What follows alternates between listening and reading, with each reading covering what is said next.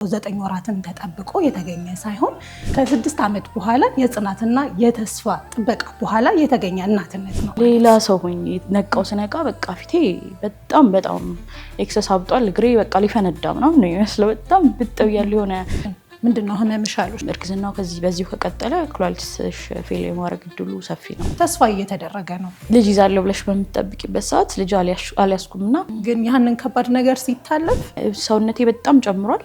ፊቴ ደግሞ በቃ የሆነ አይኔ ራስ ያልነበረም የሆነ ጠባብ ነገር ሆኖ ምናምን ነገ ልጅ ላክፈው ነው የሚል ስሜት ነበረው።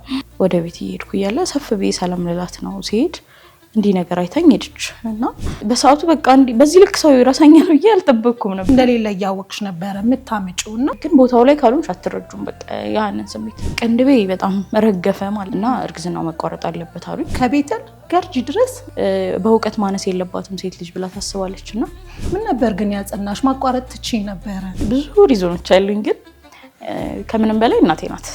ብቻ አይገለጽም። በጣም ተስቤ ምናምን ምገባው የነበረው ማለት ነው። ሰው ያየኛል ምናምን ልጅ አይደለሽ እንዴ ምናምን ስፖርት ስሪ ነው ውፍረት ነው የሚመስለው ሰው ማለት ነው። እዛ ጋ የነበረሽ ስሜት ምን ይመስል ነበር? እንዴት አለሽ? ሰው ደግሞ ታክሲ ውስጥ ሲገባ እግሩን ከፍ አድርጎ ሲገባ ታድሎ ያለው ማለት ነው። እየተመላለሽ ትምህርትሽን ሳታቋርጪ ትከታተይ ነበር? ህመም አይደለም የኔ ስንፍና ነው ብዬ ነበር ማስበው። ለምን ሰው ሁላ ውፍረትሽ እኮ ነው ምናምን ስለሚለኝ ከዳምኩ በኋላ የሰውን አስተያየት እየተቀበልሹ መጣሽ? አዎ በጣም። አላህ ደግሞ የራሱ ቆንጆ ጊዜ አለ። አደርጋለሽ ዱዓ ታደርጋለሽ። በቃ ሌላ ምንም አማራጭ የለውም። በቃ አላህ እስካልሰጠሽ ድረስ የአላህ ውሳኔም ከሆነ መቀበል። ወደ ባህላዊ ሕክምና ሄደሽ ነው? ማሚ በአላህ እኔ በቃ ይቅርብኝ ይሄን መድኃኒት አልወስድም ምናምን ትላለች። በአላህ በቃ እንድሞት ካልፈለጋችሁ እዚህ ቦታ እንዳትወስዱኝ አልኳቸው። አላህ ከሞት ጫፍ አድርሶ እንደመለሰኝ ነው ፊልም ማድረገው ማለት ነው። አንድ ነገር ተፈጥሮ ነበረ። እናቴ አትበይ አላህ ነጂ ምንም አላደርግልሽም ብላ ጥላኝ ወጣች። እንዲሆን እነሱ ሲያዩኝ ለእኔ አይደለም ወላሂ የእነሱን ስሜት ነው የሚያስጨንቀኝ የነበረው። እንዲሆን እንዲያዩኝ አልፈልግም ነበርና ደህና መሆኔን ከራሴ በላይ ለነሱ ነበር የምመኘው። እንደዛ ሲሆኑ ማየት ለእኔ በጣም ከባድ ነበረ እና ለልጄ ነው አፊያም ልጅም ስጠኝ ብዬ ዱዓ ያደረኩት ብላ በጣም አለቀሰች ምናምን። ከዛ በኋላ በቃ ለህም በቃ ሻለኝ መሰለኝ። አይሆንም እዛ ሄደን ሳናረጋግጥ ለማን እንዳትናገር ያለኝ የሆነ ዘዴ እንድትዘይጂ ሰበብ ሆኖሻል። ከባድ ቢሆንም በስኬት ተጠናቋል አልሐምዱሊላህ።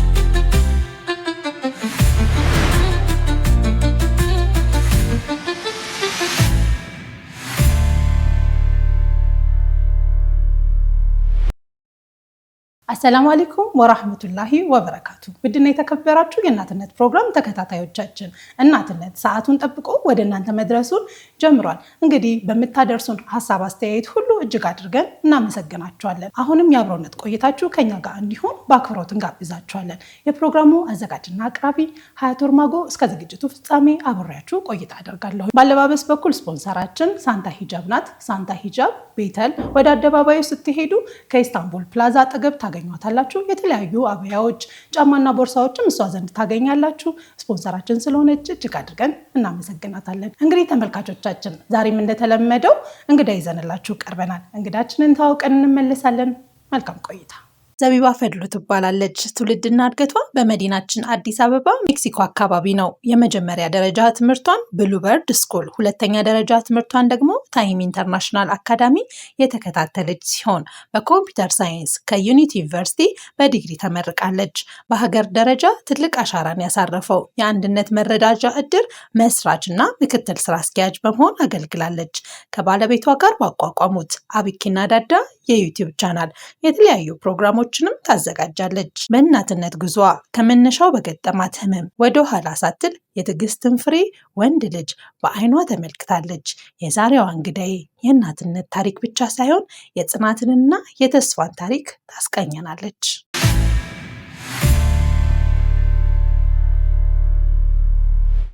የተወደዳችሁ ተመልካቾቻችን እንግዳችንን ታውቀን ተመልሰናል። እንኳን ደህና መጣሽ ዘቡ። እንኳን ደህና ቆይሽኝ ሀያ። እንግዲህ መግቢያ ላይ ለመግለጽ እንደሞከርኩት የዛሬዋ እንግዳችን ተመልካቾች ከብዙ የትዕግስትና ጽናት በኋላ ልጅን በአላህ የተሸለመች የጽናትን የትዕግስትን ውጤት በሷ ያየንባት እናት ናት። እንኳን ለዚህ ማዕረግ አበቃሽ እላለሁኝ። ሽክረን ሀያቲ። እሙ መሐመድ እንግዲህ ያንቺ እናትነት እንደሌላ ወይም ደግሞ እንደ አብዛኛው እናቶች 9 ወራትን ተጠብቆ የተገኘ ሳይሆን ከ6 ዓመት በኋላ የጽናትና የተስፋ ጥበቃ በኋላ የተገኘ እናትነት ነው። እናትነትን እንዴት አገኘሽ? ቢስሚላህ። እናትነት አላቅም ምን ብዬ ልግለጽልሽ። ማለት በጣም ጓጓ ነበር እናት ለመሆን ነው። ካገባሁ በኋላ አይደለም ልጅ ሆኜ እናቴን ሳያት በቃ እናት መሆን ጓጓ ነበርና በጣም የምወደው ነገር ስለሆነ ይመስለኛል አላህ የፈተነኝና ባሳለፍኩባቸው የህመም ጊዜያቶች ውስጥ ሁሉ አላህ ይሄንን ኒዕማ ልበለው ያሳጣኛል ብዬ አንድም ቀን አስቤ አላቅም። በጣም በጣም የምወደውና በቃ እናቴን አይቼ እናት ሆንኩ ስለው የነበረው ነገር ነውና እንደውም እንደጠበቅኩት ማለት ሳጣው በጣም ትጓጊያለሽ አይደለ? በጠበቅኩት ልክ በጣም እንትን አላልኩም፣ ደስተኛ አልሆንኩም። ማለት በቃ አላ እናት ስትሆኚ ረጋት ያለሽ ነገርና ልጄ ላይ ፎከስ አደረኩኝ። በቃ ደስታዬ ልጄ መንከባከብ ላይ ሆነና አልሐምዱሊላህ እናትነት በጣም ደስ የሚል ነገር። አልሐምዱሊላህ። እንግዲህ ያው ወደ ትዳር ከተቀላቀልሽ በኋላ የመጀመሪያ እርግዝና ተፈጠረ። የመጀመሪያ እርግዝናሽ ምን ይመስል ነበር? ከዛም ደግሞ ከእርግዝናሽ ጋር ተያይዞ የተከሰተ ነገር ነበርና እስኪ እሱን በማንሳት ደግሞ እንጨምር። እርግዝና የተፈጠረው ያው አብዛኛው ሰው የሚያውቀው ሁለተኛ እርግዝናዬን ነው እና የመጀመሪያ እርግዝና ልክ የተጋባን በረመዳኑ ነበርና እርጉዝ እንደሆንኩ አላውቅም ምናምን በቃ ጀስት መጠቀም የሌሉብኝን ሶፍት ድሪንክ ምናምን ተጠቀምኩ መሰለኝ፣ ጠጣው። ከዛ በኋላ ደም ሲፈሰኝ ነው ያወቅኩት። የዛኔ ፌል አደረገ እና የመጀመሪያ ረመዳን ነበር። የመጀመሪያ ቀን ረመዳን 1 ብሎ የገባ አላውቅም ነበረ።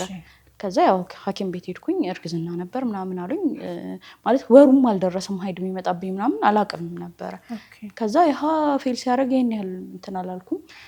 ጀስት በቃ ብዙ ሰው የመጀመሪያ እርግዝና ይሆናል በሚል እንትን አልኩት እና ኮሮናም ነበር ምናምን በቃ ያው ረመዳኑን በጣም ማለት ባለቤቴ ከፋሚሊ ጋር ቁጭ ብሎ ምናምን የሚያልፈውን ረመዳን በጣም ይጓጓለት ነበር እና የመጀመሪያ ረመዳናችን ነው። ልክ ረመዳን ሲገባ ደግሞ የተፈጠረ ህመም ላይ ሆንኩኝ ማለት ነው።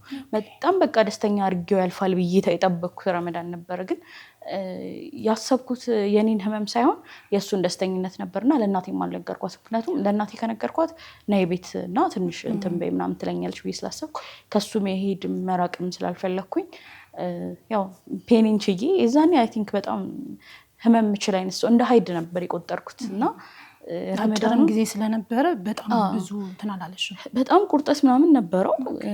ግን በቃ እንደ ሀይድ ፔን አድርጌ ነው የወሰድኩት። በቃ ተነስቼ ጠዋቱን ተኛው። ከዛ ከዙር በኋላ ተነስቼ ስራ ሰራሁኝ። ጠዋቱን ሐኪም ቤት ሄጄ መድኃኒት ሰጡኝ፣ ሙሉ ለሙሉ የሚያወርደውን ማለት ነው የሚጠርግልኝን። ከዛ በኋላ ስራ ሰራሁ ማለት ነው፣ የፍጣር ስራ። ከዛ ያው እሱን ብዙ ፊል አላረኩም፣ ላይፍ ቀጠለ ማለት ነው። ከዛ በሚቀጥለው 2012 ላይ ነበር ይሄ የሆነው። ከዛ 2013 መጀመሪያ አካባቢ እርግዝና ተፈጠረ ድጋሚ ማለት ነው። ከዛ በኋላ የዛኔ በጣም ደስተኛ ነበርኩኝ። እንዴት ነበር ያወቅሽበት አጋጣሚ? እስኪ ያወቅኩበት አጋጣሚ ሀይድ ቀርቶብኝ አያውቅም። በስርዓት ነበር የሚመጣው ከዛ በፊት። ከዛ በኋላ እንዴ ምናምን በቃ ግራ ገባኝ፣ ሊፈጠር ነው ምናምን አልኩኝና ያው ከፋርማሲ ነው ፕሬግናንሲ ቴስተር ገዛው። ለእሱ አልነገርኩትም። ቼክ ካረኩ በኋላ ደነገጥኩኝ። ማለት ኤክስፔክት አድርጋለች ትዳር ላይ ነው ያለሽው፣ ግን ለምን እንደደነገጥኩ አላውቅም። በጣም ደነገጥኩኝ። በጣም ደስ አለኝ። የእሱ ሪያክሽን ምን ሊሆን እንደሚችል ራሱ ግራ ገባኝ። ደስ ይለዋል ምናምን። ከዛ ስጂ ሳይሳየው በጣም ነው ደስ ያለው። በጣም ደስ አለው ምናምን። በጣም ጓጓን። በጣም እንጃ አላውቅም። አላህም በጣም ስለጓጓን ይሆናል መሰለኝ የፈተነን። በጣም ጓጓን ምናምን። ሆስፒታል ሄድን። ወዲያውን ሄድ ነው እንዳሳየሁት 12 ሰዓት ነበረ፣ ማታ 12 ሰዓት የዛውን ሰዓት ነው ተነስተን ሄድ ነው ምናምን። ቼክ ተደረገ። ክትትል ያው በዚሁ ጀምር ያለኝ ዶክተሩ። ክትትል ተጀመረ እንደ እርጉዝ። ከዛ የዛን እርግዝና ላይ እንደ እርጉዝ አላረፍኩም። ፋይናል ታይም ነበረ። ተማሪ ነሽ አንቺ? አዎ የዛኔ ተማሪ ነኝ። 3ኛ ዓመት ተማሪ ነበርኩኝ። ከዛ እንዴት ነው ትምህርት ቤት ሄዳለሁ። ትምህርት ቤት ዩኒቲ ነው የምማረው፣ ገርጂ ነው። ቤቴ ደግሞ ቤተል ነው። ርቀቱ አለ። ፕላስ እርግዝናው አለ። ረጅም ሰዓት የኮምፒውተር ሳይንስ ተማሪ ነኝ። ፒሲ ላይ ማንበብ ላይ ምናምን ነው ማሳልፈው። በዛ ላይ መንገዱ አለ ሌላው ቢቀር ማለት ነው። ኮምፒውተር ሁሉ ጊዜ ይዘሽ መሄድ አለብሽ? ይዤ እሄዳለሁ። ማልሄድበትም ታይሞች አሉ። ቲዮሪ ክላስ ይኖራል። ቲዮሪ ክላስ ላይ ይዤ አልሄድም። መሸከሙ ይዛን ይሄን ያህል ፊል አላረገውም ነበረ፣ ግን በጣም ያመኛል እና ሲያመኝ በቃ ኖርማል የእርግዝና ባህሪ ነው ምናምን እያልኩ። ምን ነበረ የሚያምሽ? ጨጓራን እንደ ጨጓራና ኃይለኛ ቁርጠት አለኝ እና እርግዝና ላይ ያለ ነው ብዬ አሰብኩኝ እና ለማሚ ስነግራት ሁሉም እርግዝና ባህሪው ይለያያል፣ ምናልባት ያንቺ እርግዝና እንደዚህ ሊሆን ይችላል ምናምን ትለኝ ነበርና ኦኬ ብዬ እመላለሳለሁ። አላርፍም በቃ ኖርማል እርግዝና ስሜቱ ነው ብዬ ስለማሰብ አላርፍበትም እሄዳለሁ ምናምን። ግን 3 ወሬ ላይ በጣም አባበጥኩኝ ምናምን ማለት ነው። ከዛ ሲሄድ ኖርማል የእርግዝና ባህሪ ነው ምናምን አለኝ ዶክተሬም። ኦኬ ብዬ ክላስ መቀጠል ጀመርኩኝ ምናምን። እንደዛ እያለ 5 ወር ላይ ደረስኩ ማለት ነው። 5 ወር ስደርስ ግን መንቀሳቀስ አቃተኝ፣ በቃ አልቻልኩም። ከዛ እንዴት ነው አረፋ ሊሆን ነው የዛኔና አረፋ ሊሆን 3 ቀን 4 ቀን ሲቀረው ነው። ጁሙአ ክላስ ነበረኝ፣ ሚድም ነበረ። አልሄድኩም፣ አልቻልኩም። በቃ መነሳት አቃተኝ፣ አልሄድኩም። ከዛ በኋላ የሆኑ መጽሐፎች ለላይብራሪ ምናምን የሚሰጥ ነበር። እሱ ክፍለ ሀገር ነበር ለሆነ ለቀረጻና ግዢልኝ ምናምን አለኝ። እምቢ ማለት ስላልፈለግ ወጣሁኝ። ፒያሳ መጽሐፍት መደብር አለ፣ እዛ ሄድኩኝና መመለስ አቃተኝና ራይድ ምናምን አልጠቀምም ነበር። የዛኔ ግዴታ ስለሆነ ራይድ ተጠቀምኩኝ። ከዛ ቤት አድርሼ መጽሐፉን እሱ የለም ቤት ውስጥና እናቴ ጋር መሄድ አለብኝ፣ ባዶ ቤት አላድርም ብዬ ስወጣ ትንሽ ዳገት ናት መንገዳችን እና ጨረሻ አቃተኝ። ከዛ በቃ መኪና ጠሩልኝ ምናምን እንደምንም ሄድኩኝ እናቴ ጋር። ግን በጣም ትክክል አይደለሽም ምናምን እያለችኝ ማሚ አደርን። ጠዋት ስነሳ በቃ ኢሚዲየት ሌላ ሰው በአንድ ቀን ነው ተቀየርኩት። ሌላ ሰው ሆኜ ነቃው። ስነቃ በቃ ፊቴ በጣም ኤክሰስ አብጧል። እግሬ በቃ ሊፈነዳ ምናምን ነው የሚመስለው። በጣም ብጥብ ያለ የሆነ የተነፋ አይነት ሰው። የወፈርሽ ወይም ደግሞ እያበጠ የመጣው የሰውነት ክፍልሽ ከሱ በጣም ደግሞ እብጠት ስትይ ኖርማል እብጠት አለ። ማንኛውም ሰው አበጠ ስትይ ስታዩ ብዙም ማያስደነግጥ አይነታል። እርግዝና ላይ የሚጠበቅ አይነት ማለት ነው። ያን ቀን ግን ከእንቅልፌ ስነቃ በጣም አብጫለሁ። በቃ የሆነ ለውጡ በጣም የሚገርም ነው እና በጣም ደነገጠ። ሁሉም ማሚ ደነገጠች። እሁድ ቀን ነበረ፣ ማክሰኞ አረፋ ሊሆን ማለት ነው። ከዛ እዛው አሪፍ ሆስፒታል ካለ ምናምን ተባለ። አቡኪ ጋር ሲደውል እየመጣሁ ነው አለ። በቃ ና ምናምን አንተ አብርሃም ይዘናት እንሂድ ምናምን ተባለ። ሄድኩኝ። ደግሞ በጣም ኦቨር ነው አሉ እዛ ሲሄድና ቶሎ በላልጋ ተያዝ ምናምን ተባለ። ያን ሰዓት እርጉዝ መሆኔን ምናምን ከግምት ውስጥ አላስገቡም። ጀስት እኔን ማዳን ላይ ብቻ ነበር ፎከስ ያደረጉት። እርጉዝ ሴት መውሰድ የሌለባትንም መድኃኒት ጭምር ነው የተሰጠኝ። ለእርግዝና ምንም ፎከስ አልተደረገም። ለእኔ ብቻ ነበረ እንትን እየተባለ የነበረው በሰዓቱ። ከዛ እንደ 5 ቀን እዛ ሆስፒታል እንትን አልኩኝ። ያው በሰዓቱ ግን ምንድን ነው ህመምሽ አሉሽ? ደም ግፊት ነው፣ ግን ኩላሊትሽንም በጣም እየጎዳው ነው። በጣም ፕሮቲን እየወጣ ነው። እርግዝና ላይ ደም ከፍ ሲል በጣም ከሽንት ጋር ፕሮቲን ይወጣል ማለት ነው። ከሽንት ጋር ፕሮቲን ሲወጣ ደግሞ ኩላሊት በጣም ይጎዳል እና በጣም ሀይ ነበረ። በ24 ሰዓት ዩሪን ቴስት ላይ እስከ 15,000 ምናምን ነው የሚወጣ። ይሄ ማለት ኪድኒ ፌል የሚያደርግበት ደረጃ ማለት ነው። እና በጣም እንትን አሉ፣ ግራ ገባቸው። እኛ አንችለውም ከዚህ በላይ ወደ ጳውሎስ ሂጂ፣ ጳውሎስ በኩላሊት የታወቀ ሆስፒታል ስለሆነ አሉኝ። ኦኬ ብዬ ወጣሁ። ጁምአ ዕለት ነው የወጣሁት። ከዛ እዛው ሆስፒታል ነው ያሳለፋችሁት? ኢድን እዛው ነበርን። ብዙ ወዳጆቻችን ኢድን ከኛ ጋር ነው ያሳለፉት። የዛኔ አረሰውም በጣም ማለት በቃ ኢድ ቤት እንደሆነ ያህል ፊል እንዳናረግ አድርገው እንድናልፍ ያደረጉን ማለት ነው። ከዛ ያው አረፋ እንደሆነ ያው ኢድ ዋለት በቃ ሰው ስለመጣ ነው ፊል ያደረግ ነው እንጂ ሁሉም ረሳው ድባቡን ምናምን። ከተጋባን በኋላ የዛን ዓመት ደግሞ አቡኪ ባለቤቴ ቤተሰቦቹ ጋር ክፍለ ሀገር ሄዶ አያውቅምና በጣም ጓጉቷል። ሊሄድ ነበር። እኔ እርጉዝ ስለሆንኩ አልሄድም እና እሱ ሊሄድ ምናምን ጓጉቷል። ተዘጋጅቶ እቤት እየጠበቁት ነው እዛ ክፍለ ሀገር ምናምን እና ያው እንደዚህ አይነት ሁኔታ ላይ ሆኜ ጥሎኝ አይሄድም ነበርና አልሄድም። ያው እነሱም ከፋቸው፣ እሱም በቃ ያው ግን ቀድር ነው በቃ ብቻ ያው በሰዓቱ እንትን ይል ነበረ ቀረ ብቻ። ከዛ ጁምአ ወጣሁ ከዛ ሆስፒታል። ከዛ ወደ መንግስት ወደ ጳውሎስ ግቢ አሉኝ። ሪፈሩን ይዤ ሰኞ ሄድኩኝ። ሰኞ ሲሄድ የኩላሊት ስፔሻሊስቶች ተሰብስበው አዩኝ። ከዛ እርግዝናው በዚሁ ከቀጠለ ኩላሊት ፌል የማድረግ እድሉ ሰፊ ነው እና እርግዝናው መቋረጥ አለበት አሉኝ። ግን መጀመሪያ የማህፀን ስፔሻሊስት ይሽና የወስን ምናምን አሉኝ። እሺ አልኩኝ። በሰዓቱ ነው ማለት መሰለኝ ነበረ። ከዛ ማህፀን ስፔሻሊስቱ ጋር ሲሄድ ጽንሱ እንቅስቃሴ ይሰማሻል አለኝ። ከአንድ ቀን ማታው ላይ ከተሰማኝ በኋላ ጽንስ እንቅስቃሴ አልተሰማኝም እና ግን በቃ ተስፋ አለ አይደለ አለ አልኩት፣ እንቅስቃሴው አለ አልኩት እና በጣም ግራ ገባው። የሚነግርበትን መንገድ ግራ ገባውና እኔ ግን የልብ ምቱ እየታየኝ አይደለም እና ጽንሱ ተቋርጧል ምናምን አለኝ።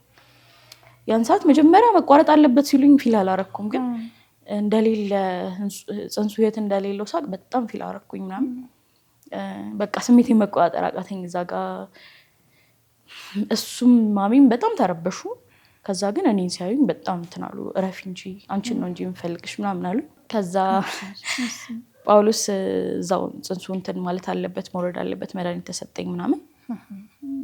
እሱን ጨርሼ ወደ ኩላሊት ትሪትመንት መግባት አለባት ተባለና እዚህ ጋር ግን ያው ጽንሱ ተቋረጠ ወይም ደግሞ የልብ ምቱ አቆመ ማለት በቃ በህይወት የለም ማለት ነው። ስለዚህ መገላገል አለብሽ። ያ ደግሞ የሆነው በምጥ ነው አይደለ?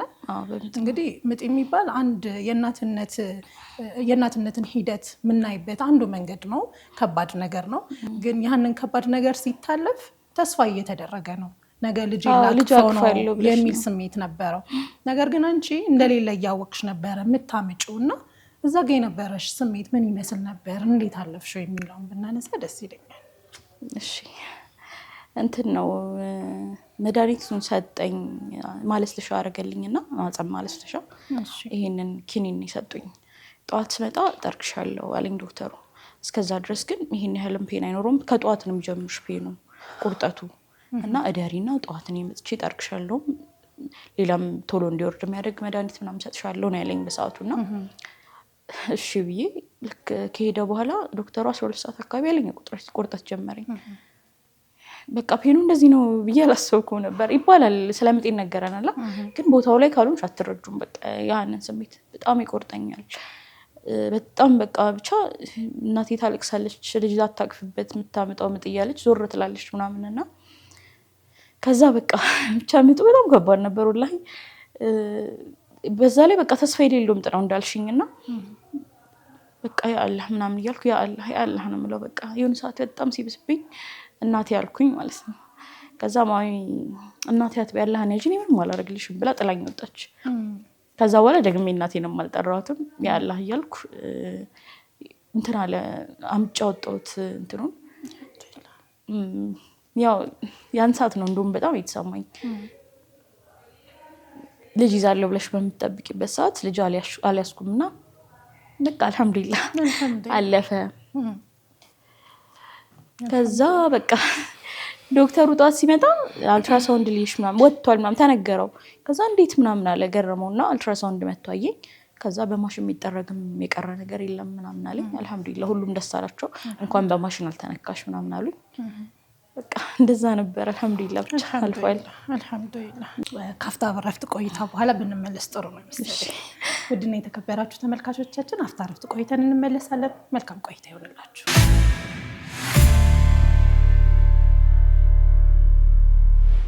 ውድና የተከበራችሁ ተመልካቾቻችን ከአፍታ ረፍት ተመልሰናል። እንግዲህ ዘቡ ብለሽኝ እንደነበረው እርግዝናው ከተፈጠረም በኋላ በተፈጠረው ህመም የሰውነት ቅርጽሽ እየተቀየረ ነበር። ከዛም ደግሞ በኋላ ላይ እርግዝናው መቋረጥ እንዳለበት ተነግሮሽ እርግዝናው ተቋረጠ። ከሱ በኋላ ደግሞ የተለያዩ ሂደቶች ነበሩ። የተቀየረው የሰውነት ቅርጽሽ መንገድ ላይ ሰዎች እስካያውቁሽ ድረስ ከስነ ልቦና ጋር በተያያዙ የገጠሙሽ ነገሮች ነበሩ። እስኪ እሱ ጊዜ የነበረው ስሜት ምን ይመስል ነበር? ምንድን ነው የተከሰተው እስከሱ በኋላ የሚለውን እናንሳ። እሺ መጀመሪያ አካባቢ መድኃኒት አልጀመርኩም ነበር ለኩላሊቴና እርግዝናው እንትን ካለ በኋላ በቃ ኖርማል ሆንኩኝ፣ ተመለስኩኝ። እንደውም ኪሎዬም በጣም ቀነሰ ምናምን ማለት ነው። እሱ የሆነው ለትንሽ ቀናት ነው፣ ምናልባት ለሳምንት ምናምን፣ ለ2 ሳምንት ነው። ሳምንት ብቻ አይደለም 2 ሳምንት ምናምን አካባቢ ክላስም ገባሁ። ያው ምንም ለውጥ አልነበረው። ይሄን ያህል በደንብ አስታውቅ ነበር፣ ግን መድኃኒቱን ስጀምረው አይ ቲንክ ሳይድ ኢፌክት ነው እየከበደኝ መጣና ሰውነቴ በጣም እያበጠ መጣ ምናምንና ከዛ ክረምት የሆነ ብሬክ ሆነ ክላስ። በብሬኩ በጣም ታመምኩኝ ምናምንና ክላስ ተመልሼ ስገባ የክላስ ልጆች ግራ ገባቸው። ዘቢባ ሲባል አቴንዳንስ ሲጠራ አቤት ስል ዞሮ አዩኝ። የክላስ ልጆች የተለየሽባቸው እና ሰውነቴ በጣም ጨምሯል። ፊቴ ደግሞ በቃ የሆነ አይኔ ራሴ ያልነበረም የሆነ ጠባብ ነገር ሆኖ ምናምን ቅንድቤ በጣም ረገፈ ማለት ነው። ትንሽዬ ቅንድብ ነው ያለኝ የነበረው የሆነ በቃ የዛን ሰዓት ነበረ፣ ግን ያው ትንሽ ነበረ። ያው ተቀየርኩ ብቻ እና እንትን አለ። ዘቢባ ሲባል ዞር ብለው አዩኝ ምናምን ያው ፊል አረኩኝ ነበረኝ ምናምን እና ክላስ እንትኑ ሪፑ መጣ እና ዘቡነሽ እንደ ምናምን አለኝና ስቆ ምንም ፊል እንዳላረገ ሰው ማለት ነው። ከዛ በኋላ ቤት ወፈርሽ ተስማማሽ ምናምን ነገር አለና ጀስት እንዳይደብረኝ ነው እሱ ትንሽም ስለምንቀራረብ ስለነበር ክሎዝ የነበሩ ጓደኞቼ ስቴፑን ያውቁታል ያለፍኩበትንና ስፔሻሊ ቃል ምንም በቃ ግን ያው ክላስሜቶች ሲሆኑ ማለት ነው እንደዛ ነገር ያው ብዙም ተግባቢም አልነበርኩም ክላስ ውስጥ ቤቴ ባለትዳር ስትሆኝ ቤቴ ክላስ ነውና ክሎዝ ከሆኑ ፍሬንዶች ካልሆነ ይሄ ከነሱ ጋር የማሳልፍበት ጊዜ በጣም ጠባብ ነው። ለምን ክላስ ካለቀ በኋላ ወደ ቤት ደግሞ ላይብራሪ መግባት ካለብኝ ወደ ላይብራሪ ነው እንጂ ማሳልፈው ጊዜ አልነበረኝም። ለዛ በቃ ያው ፊልም ማድረግ ታረጊያለሽ በጣም በቃ ከፋኝ ምናምን የበለጠ ከሰው እንደርቅ ሆንኩኝ። በቃ ይደብራል ምናምን። ሌላው የከፋኝ አንድ ቀን በጣም ምቀርባት ልጅ ናትና ከክላስ ስመጣ ነው በጣም ደክሞኛል። ከታክሲ ወርጄ ቤት ላይ ወደ ቤት እየሄድኩ እያለ ሰፍ ብዬ ሰላም ልላት ነው ሲሄድ እንዲህ ነገር አይታኝ ሄደች እና በሰዓቱ በቃ በዚህ ልክ ሰው ይረሳኛል ብዬ አልጠበቅኩም ነበርና ለውጤ በቃ ደነገጥኩኝ ምናምንና በቃ ማረገው ጠፋኝ። ጸጥ ብዬ ሄድኩኝና የት እንደምሄድ አላውቅም ምናምን የሆነ ሰዓት በቃ ድንግጥ ብዬ ሰዋንን የደረስኩት ዓለም ባንክ ልደርስ ነው በእግሬ ማለት ነው። ከዛ ያላህ ምን ያብሰለሰልሽ ምን ሆኜ ነው ይሄን ያህል ተቀይሬያለሁ ምናምን እያልኩኝ ከዛ ቤት ደግሞ ምንም ፊል እንዳላረግ ምንም አይነግሩኝም ማለት በመስታወት ባየውም ለውጤን በቃ አጠገብሽ ያለው ሰው ካልነገረሽ ማለት ኮምፎርት ዞን እንድትሆኚ ካረገሽ ፊል አታረጊው። አብኪም አይነግረኝም እና ማሚም ወንድሞቼም በቃ ጀስት ፈን እያረጉ ነው ከኔ ጋር የሚያሳልፉት ምንም ፊል እንዳረጋ ያረጉኝም ማለት ነውና ስትወጪ ነው ያን ነገር የሚሰማሽና በቃ ደነገጥኩኝ ምናምን አለቀስኩኝ ምናምን ቤት ገባሁ። ምንም እሱ እንዲሰማው አልፈልግም ማለት በጣም ብዙ ነገሮችን በትዕግስት እያለፈ ያለ ሰው ነውና በቃ ለሱ ስሜቶች ማሳየት አልፈልግም። ጸጥ ብዬ ያለፍኩት። ከዛ የሆነ ፖስት ጻፍኩኝ በጣም ደብሮኝ ጽፌ እንትን አልኩና ልጅቷ ገባት መሰለኝ ወዲያው ደወለችልኝ። ቅድም ያየሁሽ አንቺን ነው በጣም ይቅርታ ምናምን አለችኝ። አብሽሪ አንቺ አይደለሽም እኮ ጥፋተኛ የሆነው ነገር ነው ምናምን አልኳት። በቃ በጣም የጥፋተኝነት ስሜት ተሰማት ምናምንና አይ ችግር የለውም እሷ አይደለችም ጥፋተኛ ማለት እኔ ላይ የተፈጠረው የስነ ልቦና ነገር ነው እንጂ እሷ አለማወቋ ነው ምንም ጥፋት የለባትም እና እሷን ጥፋተኛ ያረኳት መስላት ነበር ግን እሷ አልነበረችም። ከዛ በኋላ ግን ያው ሁሉም ሰው በዛ ፊት የለመደኝና እንደውም አይ ቲንክ የድሮውን ፊት ላይ ረሳው መሰለኝ። ረጅም ጊዜ ደግሞ በአንድ ነገር ስትለመጂ ደግሞ ረጅም ጊዜ በዛ ፌስ ቆየሁ። አልሐምዱሊላህ። ግን በጣም የሚገርመኝ ነገር ዘቡ በዚህ ስሜት ላይ ሆነሽ በጣም ከባድ ነበር ህመሙ፣ ይደክምሽ ነበር፣ ፔን አለው። እንደዛም ሆኖ ግን ከቤተል ገርጂ ድረስ እየተመላለሽ ትምህርትሽን ሳታቋርጪ ትከታተይ ነበረ። ምን ነበር ግን ያጸናሽ? ማቋረጥ ትችይ ነበረ? ምን ነበር እንዳታቋርጪ የሚያደርግሽ ነገር? ብዙ ሪዞኖች አሉኝ፣ ግን ከምንም በላይ እናቴ ናት። ማለት ሴት ልጄ በጣም መማር አለባት። ሴት ልጅ በጣም ከወንድ ልጆቼ በላይ በቃ ሴት ልጆቼ ግዴታ ትምህርታቸው ላይ በቃ በጣም ሴት ልጅ በቃ ራሷን መቻል የሆነ ሰዓት ላይ የሆነ ደጋፊ ካጣች ትምህርቷ ነው ሊያቆማት የሚችለው። በእውቀት ማነስ የለባትም ሴት ልጅ ብላ ታስባለች። እና መጀመሪያ እንደወለደችኝ አያቴ ልትወስደኝ ፈልጋ ነበር። የመጀመሪያ ልጅ ነኝ እና አፉት በለኝ ግን አሁንም ቢሆን ብትጠይቀኝ አልሰጣትም ትላለች። እና የዛኔ በጣም ልጅ ነበረች ማሚ ስትወልደኝ እና ጡቷ ራሱ አልነበረውም። አያቴ ነበረ የምትታጠባኝ እና ራስ ታርሳ እናቷ ቤት ስትመጣ ወደ ቤት አልሰጥሽም እኔ ጋ ትሁን አልሰጥሽም ስትላት ማሚ ነው አለች። ልጅ ነበረች ግን እንዴት እንደዛ ትለኛለች ብላ በጣም እናቷ አዘነችባት ምናምን እና ምንም ቢሆን አልሄድም ልጄን ጥያለች። ከዛ በቃ ምክንያቴ ምንድን ነው ትላለች በቃ ልጄን እያየኋት እየተማረች እያነጽኳት እንድታድግ ነው የምፈልገው። እኔ የምፈልጋት አይነት ሴት እንድትሆን ነው የምፈልገው ትል ነበርና እንደዛ የምትመኝለት ትምህርት ነው እንግዲህ እናቴ ልጅነቴ ሙሉ መማር እያልሽ ነው ያሳደገችኝ። እሷ ተምራ አይደለም አልተማረችም፣ ግን ልጄ ከተማረች በቃ ለኔ ስኬቴ እሱ ነው ብላ ነው የምታስበውና አባቴም ትምህርት ላይ ያለው አቋም በቃ ማለት ብዙ የሚጫን ሰው አይደለም፣ ፍሪ ያደርግሻል ምናምንና ግን በቃ ፍሪ ሆኖ የሆነ መንገዱ የሚያሳይ ሰው የለም። እንደዛ ነው አባቴ ደግሞ እና በቃ እንደዛ ነው ያሳዩኝና ሳገባው ቃል አስገብተው የሰጡት ላውኪ ትምህርቷን አደራ ብሎ ነውና ያን ሁሉ ማንንም ማስከፋት አልፈልግምና እንደዚህ ለፍተው አስተምሯትም ገና ትምህርቷን እንኳን ሳትመረቅ አገባችም ተብዬ ነበር። ልክ ሳገባ ኮሜንት ገና ልጅ አይደልሽ ምን አስቸኮላት ምናምን ተብዬ ነበርና ብዙ ለሆች አሉ ብቻ ውስጤና ነው በቃ አመመኝ ብዬ አልተውም ብዬ ነበርና ለዛ ነው በቃ ብዙ ሪዝኖች አሉ፣ ግን ከምንም በላይ የእናቴ ነው። በእናቴ ምክንያት በዛ ሰዓት ግን የነበረሽበት ስሜት ሰው ወደ ትምህርት ቤት ስትሄጂ በታክሲ መመላለስ አለብሽ፣ ድካም አለሽ፣ የሰውነትሽ ሁኔታ አለ፣ ከባባድ ነገሮች እያሳለፍሽ ነበረ። በጣም የሚያስቸግርሽ የነበረው በዛ ሰዓት ምን አይነት ስሜት ነበረ? ምን ነበረ የተፈጠረው እየተማርሽ በነበርሽበት ጊዜ? በጣም ከባዱ ነገር እግሬ ነው። እግሬን ማንሳት አልችልም ነበረ። እግሬን ማንሳት በጣም በቃ ትልቅ ነገር ነው ማለት እግር ማንሳት ኖርማል ለሚችል ሰው ምንም አይደለም። ያጣው ሰው ግን ይገባዋል። እግሬን ማንሳት አልችልም ነበር። ያ ማለት መራመድ እችላለሁ እኮ ግን ትንሽ ከፍታ አልችልም ነበር እና ረጅም መንገድ ነው የሚሄደው። የታክሲ ከፍታ ምናልባት ኖርማል ሰው አያገናዘውም ይሆናል። አሁን በጣም ነው በቃ ሳየው እግሬን አሁን ከፍ አድርጌ ስገባ ያለ በቃ እንዴት አላህ እንደማመሰግነው ቢስሚላህ። እና ያ ከፍታ ለኔ በጣም ከባድ ነው እና ታክሲ ውስጥ ስገባ እንዴት ብቻ አይገለጽም። በጣም ተስቤ ምናምን ምገባው የነበረው ማለት ነው። ሰው ያየኛል ምናምን ልጅ አይደልሽ እንዴ ምናምን ስፖርት ስሪ ነው ውፍረት ነው የሚመስለው ሰው ማለት ነው። ስፖርት ስሪ ምናምን ይለኛል። ያው በቃ ይደብራል ምናምን እና ሰው ደግሞ ታክሲ ውስጥ ሲገባ እግሩን ከፍ አድርጎ ሲገባ ታድሎ ያለው ማለት ነው። እዛ ላይ ድካሙ አለ። ፒሲ ተሸክም የሚሄድባቸው ቀናቶች አሉ። ወገቤን ያመኛል ምናምን ከባድ ነበረ። በሰዓቱ ጓደኞቼ እዛ ጋር የሚረዱኝ ባይኖሩ ኖሮ ለእኔ በጣም ከባድ ነበረ። ድካም አለ፣ ያመኛል። ብዙ ጊዜ ፔኑ ሌሊት ነው። ሌሊት እየታመምኩ አድርና ቀን አልሐምዱሊላህ ሰው ሆናለሁና ግን ማረፍ አለብኝ። ሌሊት ታመሽ አድረሽ አላርፍም። ክላስ በጠዋት 2:30 ክላስ ነው። ከቤት 6 ሰዓት ነው መነሳት ያለብኝ።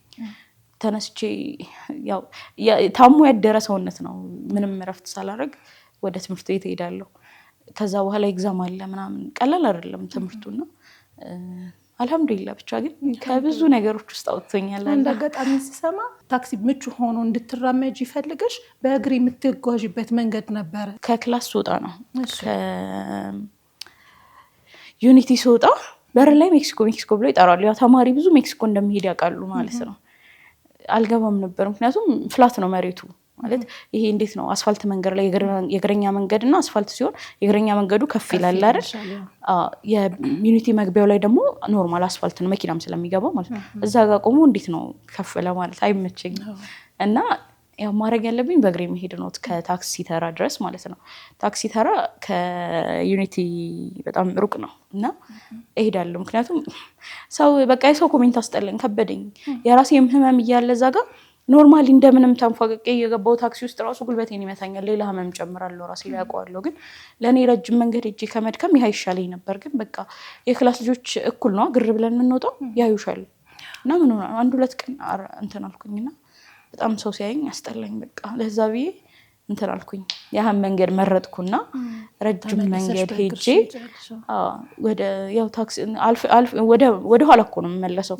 ወደ ኋላ ታክሲ መጨረሻ ገርጂ መጨረሻ ድረስ ሄድና ከዛ ከፍ ያለ ምናምን ይኖራል ድንጋይ ምናምን ይኖራል ምናምን እሱ ላይ ጣል ብዬ በቃ እንደሚችል ሰው አክት አድርጌ ገባ ነበር። አልሐምዱሊላህ። እዚህ ጋር ግን ማንሳት የምፈልገው ነገር ምን አለ እንደ ባህልም በለው እንደ መጥፎ ባህልም ብለን ብናነሳ ኮሜንት ሰጪዎች ነን። በሚመለከተንም በማይመለከተንም አንዲት ሴት ለአቅመ አዳም ደርሳለች ብለን ካሰብን ለምን አታገቢም? ከዛ በኋላ አገባች ለምን አትወልጂም? ከዛ ለምን አትደግሚ? ማለት ሁሌም አስተያየት አለ፣ ሁሌም መጠየቅ አለ። ግን ከጀርባው ምንድን ነው ያለው ለምንድን ነው የሚለውን ነገር ሰው ማንሳት አይፈልግም። እና ከዚህ ጋር ደግሞ አሁን አንቺ ህመምሽ ነው ልጅ አይደለሽም መባሉ፣ ስፖርት አሰሪ መባሉ ምናምን እሱ ራሱ አንቺ ጋር ደርሶ የሚሰጥሽ ደግሞ ሌላ ህመም አለ። እዚህ ላይ ግን አንድ ነገር ማለት ብንችል ደስ ይለኛል። ልክ ነሽ አዩ። ኮሜንት አንዳንዱ ይሰብራል፣ አንዳንዱ ደግሞ ኢነርጂ ይሰጣል። እና አንዳንድ ሰው በኸይር አስቦት ነው ለአንቺ አስቦልሽ ነው ኮሜንት የሚሰጠው። አንዳንድ ሰው ግን ህይወትሽ ላይ ምንም ቦታ የለውም፣ ግን አንቺን ይስበርሽ ያ ነገር ይጥቀምሽ አያውቅምና ዝም ብሎ ያወራል፣ እንደመጣለት ያወራል፣ ሳያስብ ያወራል። እና እኔ ኮሜንቶች ብዙ ኮሜንት ምሰማ አይነት ሰው ነኝ። ኮሜንት ምክንያቱም ምክር ምሰማ አይነት ሰው ስለሆን ኮሜንትም እንደ ምክር ነው የምወስደው። እና ሰው የሆነ ነገር ሲለኝ ልክ ነው እኮ ምናምን እላለሁ። እና እንደውም ያን ሰዓት ምን እንደሚሰማኝ እንደነበር ትገልሽ ህመም አይደለም የኔ ስንፍና ነው ብዬ ነበር ማስበው። ለምን ሰው ሁላ ውፍረትሽ እኮ ነው ምናምን ስለሚለኝ ከዳምኩ በኋላ ነው የሰውን አስተያየት እየተቀበልሽው መጣሽ? አዎ በጣም ልክ አልሐምዱሊላህ አላህ አፊያ ሲሰጠኝ መራመድ እንደፈለኩ የፈለኩት ቦታ መግባት ምናምን ስችል ያ አላህ ለካ ስንፍና አልነበረም ህመም ነበር ብዬ ያኔ ነው የተሰማኝ እንጂ በቃ አምኜ ነበር። በቃ እኔ ሰነፍ ነኝ ብዬ በቃ አልችልም እንዴ ሰው እንዴት መራመድ ያቅተዋል? እግሬ ይሰራል ምናምን እና እንዴት ነው የማልችለው ሰው ስንፍና ነው ብዬ በዛ ልክ ራሴ እንዳምን በቃ ሳይኮሎጂካሊ በቃ ቀረጹኝ ማለት ነው። ኮሜንት ይሄን ያህል ነው የሰራኝ ማለት ነው። እና አንዳንዴ በቃ እንዲህ አይነት ኮሜንቶች ባይሰጡ ያ ሰው ምን አይነት ነገር ውስጥ ምን አይነት ሲቹዌሽን ውስጥ እንዳለ አይታወቅም ማለት በቃ ክሎዝሊ የሚያውቀው ሰው ከሆነ ኦኬ እንገራው ችግር የለውም። አሁን እኔ ቤት እናቴ አብኪም አባቴም ወንድሞቼም እንደዚህ አይነት ኮሜንት አይሰጡኝ። ለምን ማልፍበትን ነገር ያውቃሉ። ግን ውጭ ያለው ሰው አያውቅም ምን አይነት ነገር ውስጥ እየሄድኩ እንደሆነ ምን አይነት ላይፍ እያሳለፍኩ እንደሆነ አያውቅም። እና ማያውቀኝ ሰው ነው ያን ኮሜንት ሰጥቶ ያ በቃ እኔ ሰነፍ ነኝ ብዬ አምኜ እንድቀበል ያደረጉኝ ማለት ነው። ስለዚህ እንደዚህ አይነት አስተያየቶች ላይ በጣም ጥንቃቄ ማድረግ ያለብን ይመስለኛል። አልሐምዱሊላህ እንግዲህ አላህ ደግሞ የራሱ ቆንጆ ጊዜ አለው። አንቺ የከፈልሻቸው ነገሮች አሉ፣ የተለያዩ ችግሮች ነበሩት። የህመምሽንም ሁኔታ ሕክምና ደግሞ በትክክልም ደግሞ ህመምሽ ታውቆልሽ ሕክምና የምታገኝበት ሁኔታ ተፈጠረ። ከዛም ደግሞ የአላህ ቆንጆ ጊዜ ደርሶ አላህ ልጅን ሰጠሽ። እስኪ እሱን ፕሮሰስ ምን እንደሚመስል እናንሳ።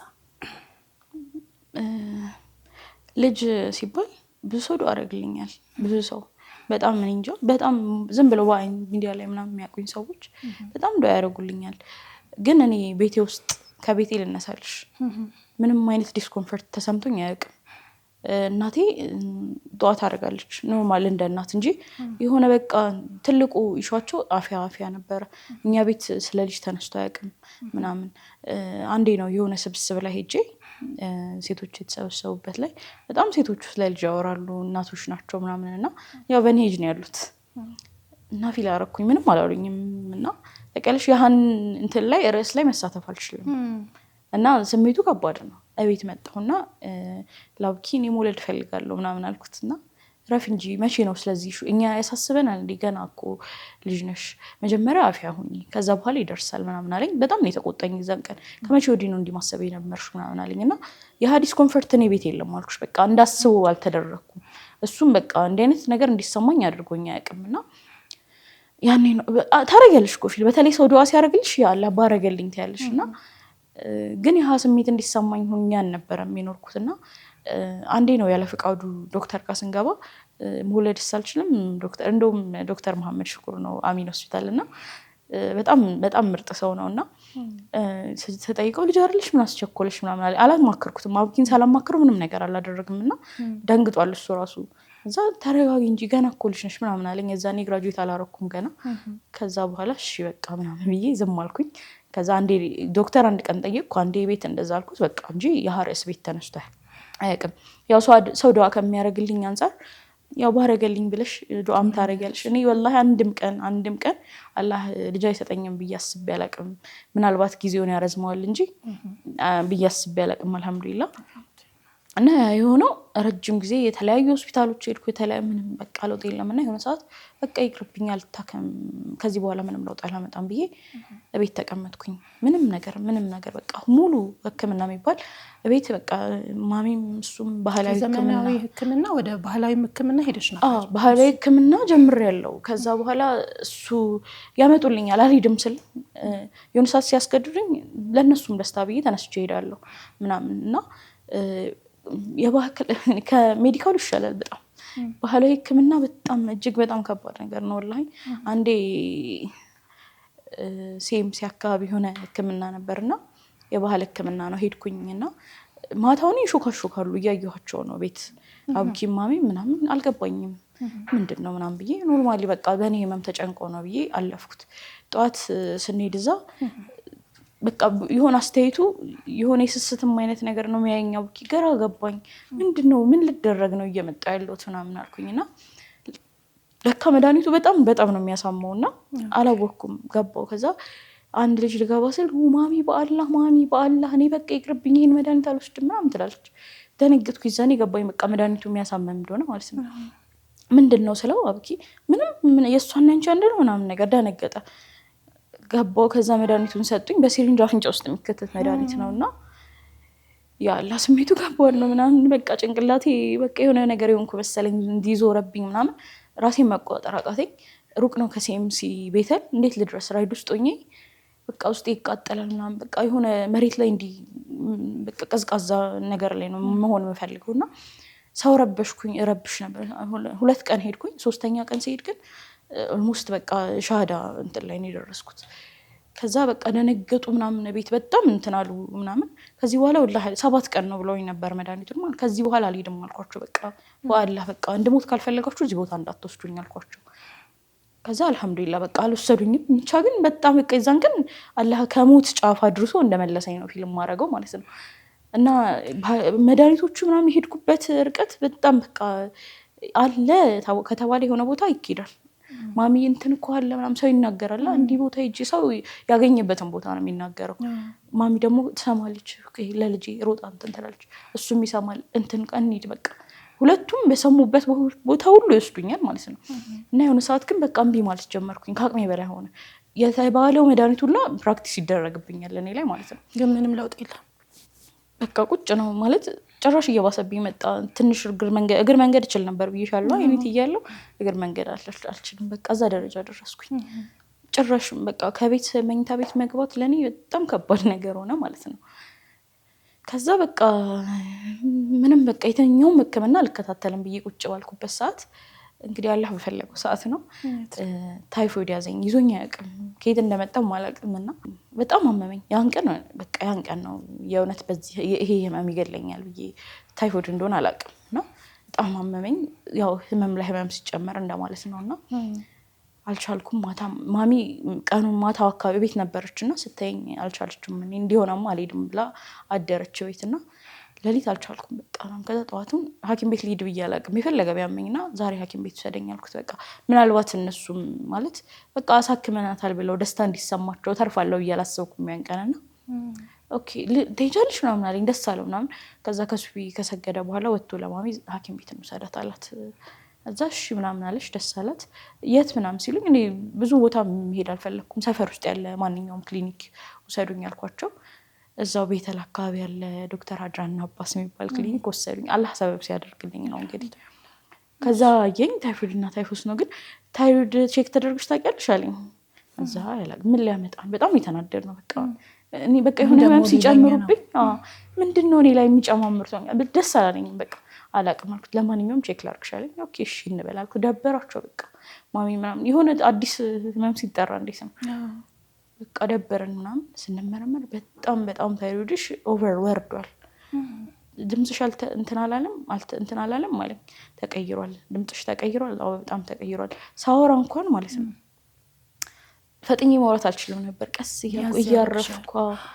አልችልም መፍጠን በቃ ሁሉም ነገር ላይ ድክም ብያለሁ ያን ሰዓት ማስበኝ በጣም ደካማ እንደሆንኩ ነው ማስበው ማለት ነው ጂሙን ላጀምር ያቃተኝ እንዴ አልችልም ብዬ ተውኩት እና በቃ በጣም ሰነፍ ነኝ ጂም እንኳን አልሰራም ራሴን አላነቃቃም ብዬ ነው ፊል ያረኩትና እንጂ ከህመም ነው የመጣው የሚለውን ምንም ሐሳቤ ውስጥ የለምና ከዛ ድምጽሽ ሳልተቀየረም ተቀይሯል። ከዛ ይሄው ላስኪ ሆን ድረስ እንዴት ምልክትሽ አልታወቀም ምናምን አለ። ታይሮይድ ጀምሬ ላይ መድኃኒቱን ጀመርኩኝ። የሚገርም ለውጥ ነው ያመጣው። ሱብሃንአላህ በሳምንት ውስጥ የሆነ የነበረው ድምጼ ተመለሰ ማለት ነው። ሲሰሙት ሰው ሲደውልኝ ምናምን አንቺ ነሽ ምናምን ግራ ገባቸው። የድሮ ድምጼን ራሱ ረሱት ማለት ነው። እዛ ምንድነው የልጅ ድምጽ መሰማው ምናምን በቃ የትልቅ ሰው በቃ ያሮጊት አለ ቀስ ብሎ የሚያወራ ሰው እንደዛ አይነት ድምጽ ሆኖ ነበርና አንቺ ነሽ በቃ ግራ ገባቸው ጓደኞቼ ራሱ ማለት ነው። ከዛ ጭራሽ ፊቴ ደግሞ የሆነ ምጥጥ እያለ ብጠቱ እየጠፋ ምናምን ጭራሽ ደግሞ አልሐምዱሊላህ መራመድ ጀመርኩኝ እና በቃ የሚገርም ለውጥ ነው በወር ውስጥ ማለት ነው። ከዛ ለወር ቀጠረኝ ዶክተርና እኔ አላቅም በቃ እንትኑ ታናሽታላት እንደ ዳዳ ምናምን እያሉ ላይ ጠይቁኛል ሲያዩኝ ማለት ነው። እና በቃ ስሜቱ በጣም ይለያል። ደስታው በቃ እኔ መቼም እንደዛ አይነት እንትን እመለሳለሁ ብዬ አላሰብኩም ነበርና በወሩ ቀጠሮ ላይ ሲሄድ ዶክተር የዛኔ ማብኪና አላማከርኩትም። ማርገዝ እንዴት ነው እችላለሁ ወይ ምናምን ስለው ብዙ ጊዜ እኮ ከታይሮይድ ጋር በተያያዘ ነው እርግዝና ኢፌክት ያደርጋል። ታይሮይድ ሆርሞን ካነሰም ከበዛም እርግዝና መፈጠር አይችልም ምናምን አለኝ። ኦኬ እሺ አልኩትና ግን ለማንኛውም ከዚህ በኋላ ሊፈጠር ስለሚችል ፎሊክ አሲድ ጀምር ያለኝ። በሰዓቱ ወላሂ ይፈጠራል ብዬ ኤክስፔክት አላደረኩም። ኦኬ ብዬ ዝም ብዬ በጣም አንበንኩት ዶክተሩ። ከየትኛውም ከሄድኩባቸው በሙሉ የሚገርም ለውጥ ያገኘሁበት እና እሺ ብዬ ያው ፎሊክ መውሰድ ጀመርኩኝ። ፎሊክ አሲድ መውሰድ ጀመርኩኝ ከእርግዝና በፊት የሚወሰደውን። ከዛ በኋላ ሀይድ በስርዓት መምጣት የጀመረው ያንን የታይሮይድ ትሪትመንት ከጀመርኩ በኋላ ነው። 2 ዙር መጣ። ከዛ ሀይድ ቀረ። ከዛ በፊት ህመምሽ ላይ ያለሽ ይዛባ ነበር። አብዛኛውን ወራት 6 ወር ምናምን አይመጣም ምናምንና መጥቶም የሆነ ምልክት አሳይቶኝ ነገር ነው የሚሄደውና በቃ ሀይድ መቅረት ለኔ ብርቅ አይደለምና ቀረ። ኦኬ አልኩኝና የሀይድ ስሜቶች አሉ አይደል ይሰማኛል፣ ያመኛል ምናምን። ከዛ በቃ ሀይድ ሊመጣ ነው አየሁት ሀይድ ቀን አለፈ እንደዛ እያመመኝ።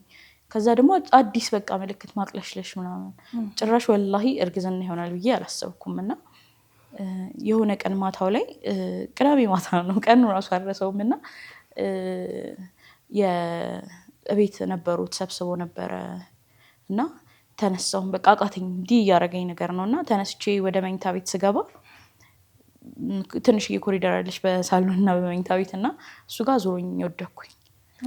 ከዛ አላዩኝም። ቶሎ ብዬ እንደምንም ተነሳሁና መኝታ ቤት ገባሁ። ትንሽ ረፍት አደረኩበት ምናምን።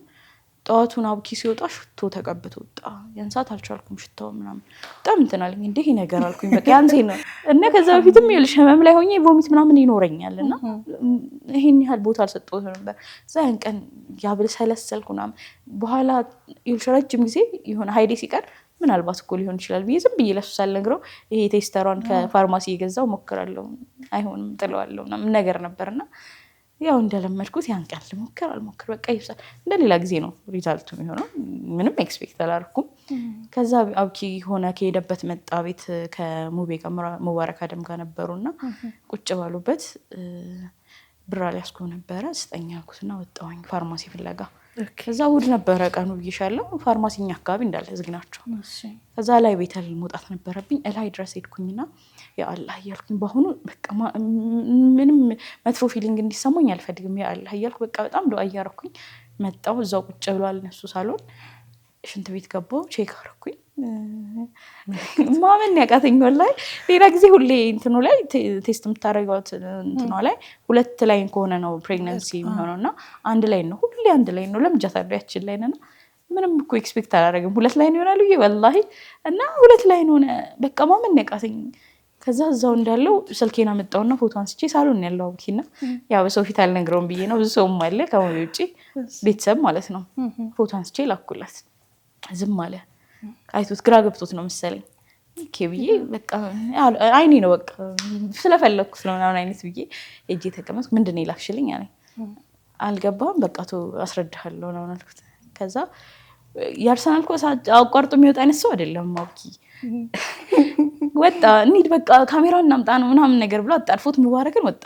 ከዛ አይቼዋለሁ በጣም ነው ደስ ያለኝ ምናምን ብሎ በቃ የሚያደርገው ነገር አይ ቲንክ ስለጠፋው ይመስለኛል ደስ ብሎኛል ምናምን ብሎ ቴክስት አደረገልኝ ማለት ነው።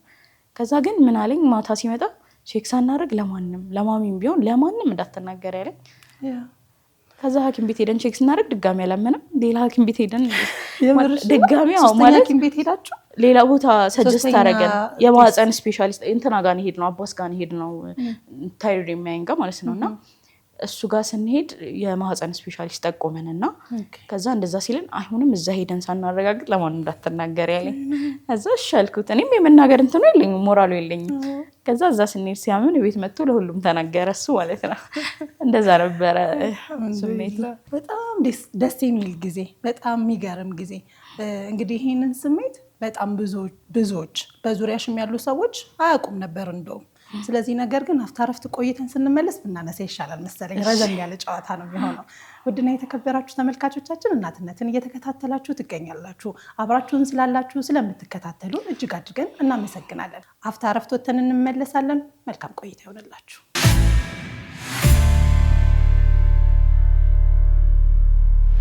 ውድና የተከበራችሁ ተመልካቾቻችን ከአፍታ ረፍት ተመለስን። አሁንም አብራችሁን እንድትሆኑ በአክብሮት እንጋብዛችኋለን።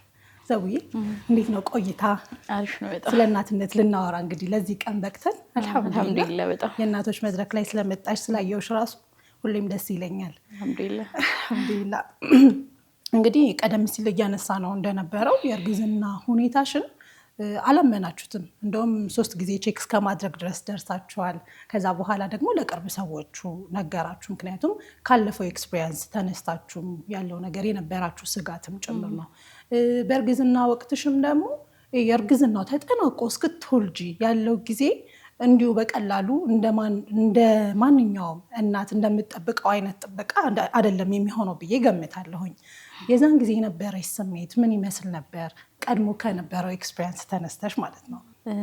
ያው ያስፈራ ነበር፣ በጣም ያስፈራ ነበር ነው ምን እንደሚከላከል ያኔ ምን እንዳጎደልኩ ምናምን የኔም ጥፋት ይሆን ብዬ አስቤ በጣም እጠነቀቃለሁ። ዶክተር ያለኝን እያንዳንዷን ነገር አደርግ ነበረና ትንሽ ግሬጅ ያበጠ ከመሰለኝ በጣም ደነግጣለሁ። በቃ ያኔ ማበጥ የጀመረው ገና ከመጀመሪያው ስለነበር አብኪ የሚያየኛል አበጠ እንዴ ምናምን በቃ ትኩረታችን ማበጥ ላይ ነው። በቃ ትልቁ የምናውቀው ነገር ማበጥ ነውና አበጠ እንዴ አይ ብዙም አይደለም ምናምን እንባባላለን እና ስፔሻሊ 5 ወር እስከሚሆነኝ ድረስ ያኔ 5 ወር ላይ ያጣ ነውና በቃ ምንም የተረጋጋ ሁኔታ ውስጥ አልነበረም። በቃ በጣም በቃ ፍራቻ አለ። ካሁን ምን ተባልኩኝ ምን አላ ሽንት ቤት ስገባ እየፈራው አይነት ነገርና በጣም ያስፈራ ነበር ወላሂ በጣም። ሐኪም ቤት ሄጄ ማለት ቀጠሮ ቀን ደርሶ አልትራሳውንድ እስከምታይ ያለኝ ጉጉት ወላሂ ይለያል። በቃ ሄጄ በቃ የልብ ምቱን ያኔ እነግርሻለሁ የልብ ምቱ የለም ነው ያለኝና የልብ ምቱ እንዲያሰሙኝ በጣም ነው የምፈልገውና በቃ የልብ ምቱን ሲያሰሙኝ በቃ ወላሂ ለኔ ሁሉም ነገር ነው እሱ ማለት እሱ ፊሊንግ በጣም ከባድ ነው። በቃ እኔ ዶክተር ጋር መግባት አይደለም የሚያስደስተኝ አልትራሳውንድ ክፍል መግባት ነው የሚያስደስተኝ። አልትራሳውንድ ታያለው ዶክተሩ አሪፍ ነው ምናምን ይለኛል። ያው ትንሽ 4 ወር አካባቢ ላይ ደምሽ ትንሽ ከፍ እያለ ነው ሲለኝ ፈራሁ፣ በጣም ፈራሁ። ለምን ያኔ በደም ግፊት ምክንያት ነው ይሁን ላይ የተፈጠረው ማለት ነውና ፈራሁ። ግን ያው አልሐምዱሊላህ በመድኃኒት ተቆጣጠረው። በጣም ትሪት ያደረገኝ ነበር ዶክተሩ ምናምን። ሄዳ 5 ወር አለፈ ምናምን። ከዛ አናቶሚክ ስካን የሚባል 20 ዊክ ላይ አናቶሚክ ስካን ሲነሳ ደግሞ በጣም ጤነኛ ሙሉ ለሙሉ ጤነኛ ልጅ ነው ሲባል አልሐምዱሊላህ በጣም ደስ አለኝ።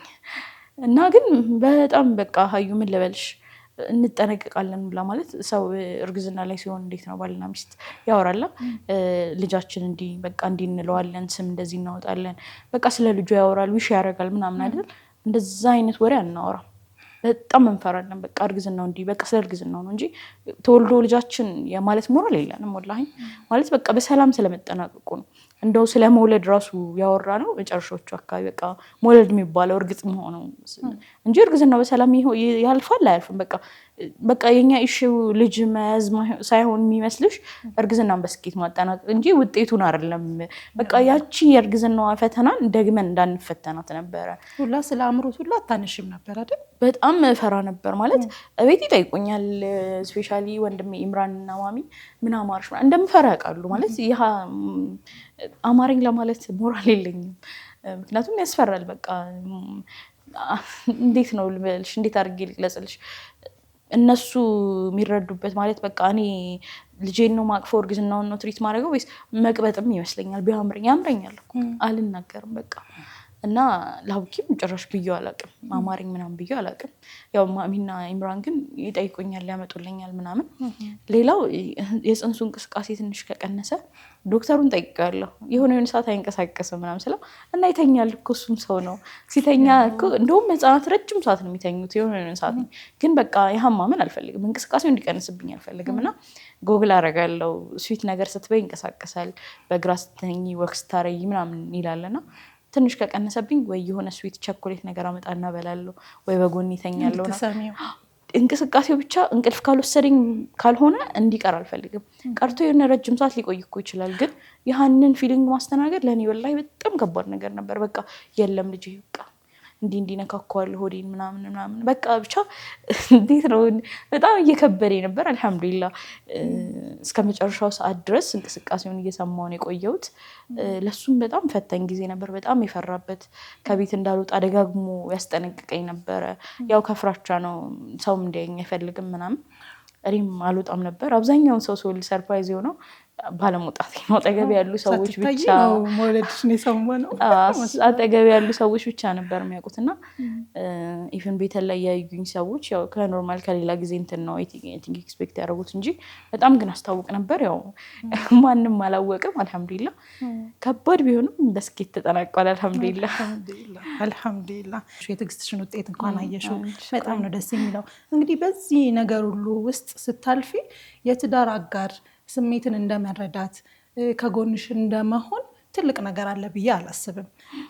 እሱም ደግሞ በጣም የምርም ከጎንሽ ነበረ። ትምህርትሽን እስከ ማስተማር ቃል የገባውን ነገር እስከ መፈጸም ጀምሮ በህመምሽም ጊዜ ከጎንሽ ሆኖ ሲንከባከብ የነበረ ባል እንደነበረ ብዙ ጊዜ ታንሻለሽ አንቺም እና እሱ ላይ ያለሽን ሀሳብ እንስማ። ከዛ በፊት ግን አንድ ቪዲዮ ብናይ ደስ ይለኛል። ወደ ትዳር ዓለም ከተቀላቀልን 6 ዓመት ሆኖናል። 2 ዓመት አካባቢ ላይ ነበረ ያው የመጀመሪያ ልጃችንን እናገኛለን ብለን ተስፋ አድርገን ነበረ። አይ ቲንክ 5ኛ ወር አካባቢ ላይ በጣም ታማ ነበር እና በወቅቱ ያው 5ኛ ወር አካባቢ ላይ ያው በአስገዳጅ ሁኔታ እንዲወጣ ተደርጓል፣ ጽንሱ ማለት ነው፣ እንዲቋረጥ ተደርጓል ማለት ነው። ነገር ግን በሰዓቱ የነበረው የዳዳ ስሜት መጀመሪያ አካባቢ ላይ ወደ የግል ሆስፒታል ነበረ። ኢቭን ሀቂቃ ከሞት ነው የተረፈችው ማለት ይቻላል። ያው ከአላህ እዝነት ተስፋ ትቁረጡ ነው። እስከ መጨረሻው ድረስ እኛ የተቻለንን ሰበቡን እያደረስን ነበረ። ከግል ሆስፒታል አፋጣኝ የኩላሊት ህመም በሚል እርግዝናውም እያለ ማለት ነው ወደ ጳውሎስ ሆስፒታል እንድትሄድ ተደረገ። እዛ ነው ያው ጽንሱም እንዲቋረጥ ግዴታ የተነገረን ማለት ነው። በሰዓቱ ምንም አይነት ቃል አልተናገርንም፣ ግን እኛ ወዲያ ወሰን ነው ያው ነገም ሌላ ቀን ነው፣ ነገም አላህ ሌላ ልጅ ይረዝቀናል በሚል ዶክተሮች በመከሩን ምክር እንግዲህ ጽንሱ እንዲቋረጥ ተደርጎ ልክ ይመስለኛል ምሽት 6 ሰዓት አካባቢ ነው በቃ ማለት ልክ ከእንትን ካለች በኋላ ኦልሬዲ በምጥ ነው ሀታ የወጣው ማለት ነው። ልጁ ህይወቱ አልፏል። ሴቱን ወንድ የምናውቀው ነገር የለም፣ ግን ህይወቱ አልፏል እና በሰዓቱ ማለት በቃ የእሷን ህይወት ማዳን ላይ ነበረ ትኩረት አድርገን የነበረው እና ሁላችንም በሰዓቱ ተደስተን ነበረ። እየቆየን ስንሄድ ግን ያው ብናገኝ ኖሮ ምናምን ያው በእስልምና ብናገኝ ኖሮ እንዲህ ቢሆን ኖሮ መባሉ አስፈላጊ ስላልሆነ አልሐምዱሊላህ ብለን ሁሉም ነገር ከአላህ ነው ምናምን ብለን አልፈነዋል። ነገር ግን በጣም ከባድ ስቃይ ነበረባት እሷ ላይ። አስቡት እንግዲህ ልጅ አገኛለሁ ብላ ህይወት የሌለውን ልጅ አመጣ ስትወልድ ያለውን ስሜት እናቶች ትረዱታላችሁ ብዬ አስባለሁ። እና ሆስፒታል ውስጥ ምናልባት ሌሎች ፕሮግራሞች ላይ የምናወራው ነገሮች ይሆናሉ እንጂ ፈልገው ጽንስ የሚያቋርጡ በርካታ ነበሩ። እኛ ግን ሳንፈልግ ያው አላህ ያመጣውን ነገር ነው በጸጋ ተቀብለ ነው ተቋርጧል ማለት ነው። እና በጣም በስቃይ ነበር ያሳለፈችው። ከሆስፒታልም ውጪ ሩቃ ቤቶች ሁላ ሞክረን ነበር እና በ3 ዓመት ውስጥ በጣም ከባድ ቻሌንጅ ነበር ያሳለፈችው። እውነት ለመናገር ኢቭን ሰውነቷ ሁላ አባብጦ መንገድ ላይም እሷ ናት አይደለችም ይሏት ነበረ። ቪዲዮ ሁላ መስራት እስከምታቆም ደረጃ የደረሰችበት ሁኔታ ነበረ። ቪዲዮ ስትሰራ ቢያንስ ያው ዩቲዩብ ላይ በደንብ ከኔ ጋር በደንብ ትሰራ ነበርና ቢያንስ ከ3 ዓመት ከምናምን በላይ የተለያየ ሆስፒታል እንዲሁም የተለያዩ ሩቃ ቦታዎችን ሞክረን ነበረ። በስተመጨረሻ ነው ያን ሁላ ቻሌንጅ ተጋፍጣ ኢቭን እግሯ መራመድ አይችልም ነበረ። ትምህርት ቤት ከቤተል መገናኛ ምንድነው ገርጂ ዩኒቲ ዩኒቨርሲቲ እየተመላለሰች ነበረ የምትማረውና 2 ዓመት ቢያንስ 2 ዓመት ከምናምን ተምራለች እና በዛው ህመም ላይ ሆና ማለት ነው። በጣም ለሷ ቻሌንጅ የነበረው ያ ነው። በቃ እግሯ አይንቀሳቀስላትም ነበር። ኢቭን ከቦታ ቦታ ሳይሆን እዛ ቤት ውስጥ ራሱ አንዳንዴ ከአልጋ ከመኝታ ክፍል ወደ ሳሎን የማትንቀሳቀስበት ደረጃ ላይ ደርሳ ነበረ።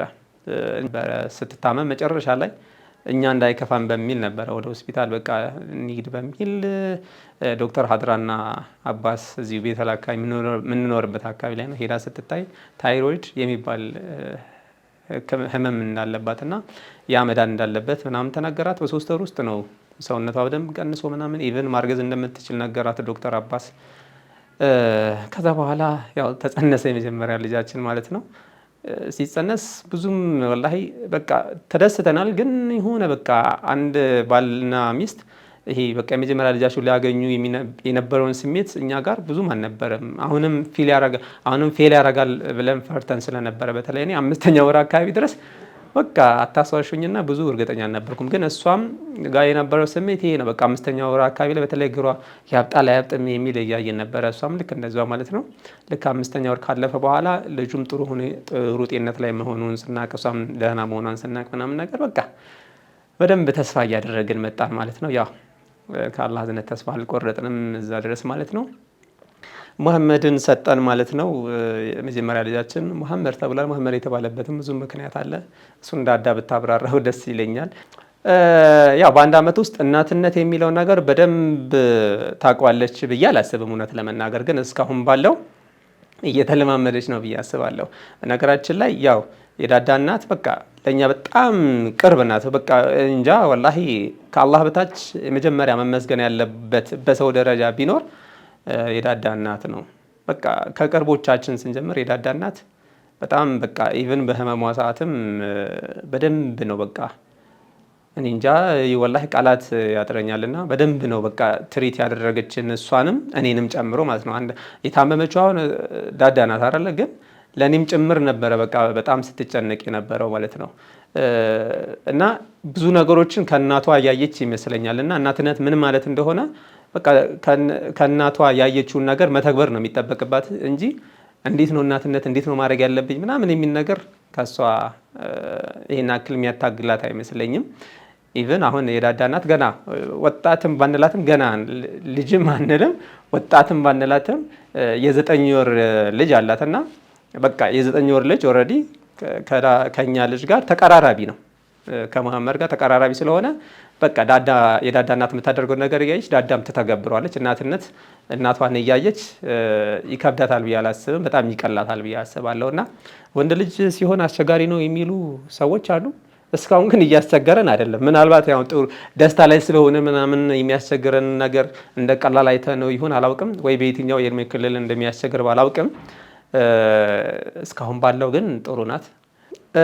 ወደፊት ያው መሐመድ አለ፣ ከዛ በኋላ ይቀጥላሉ። በሴት ልጆችም አላህ ይወፍቀንና ሴት ልጆችም አላህ ይወፍቀንና ወንድ ልጆችንም አላህ ይጨምርልንና በቃ በልጆች ተንበሻብሸን ከዛ በኋላ እሷ በጣም ስራ መስራት ትፈልጋለች። ያለፉትን ጊዜ በተለይ ከተጋባን በኋላ የነበሩት ዓመታት ምንም ስራ ስላልሰራች የተወሰነ ጊዜ ነው ከኔ ጋር ሰርታ የነበረው፣ ግን አብዛኛውን ጊዜ 4 ዓመት ቢያንስ አልሰራችም እና ማካካስ ትፈልጋለች፣ ወደ ስራ ሙድ ውስጥ መግባት ትፈልጋለች እና ቆንጆ የሆነ ስራ በደንብ ሰርታ በደንብ በቃ የምትፈልገው አሁን በጣም እርግጠኛ ነኝ ካሁን በኋላ የምትደሰትበት ነገር ቢኖር ስራ ሰርቼ የራሴ የሆነ ኢንካምን ማግኘት ፈልጋለሁ የሚል ጉጉት ስላላት ያ ነገር 100% ቢሳካላት ወላሂ ትልቅ ለኔም ስኬት ነው፣ ደስታ ነው። በእርግጥ ለኔ አሁን አንዳንድ ሰው እፎይታ የሚመስለው ሊሆን ይችላል አጋዥ ምናምን በሚለው በገቢ ደረጃ ማለት ያ ሀቂቃ አንድም ቀን አሳስቦኝ አያውቅም።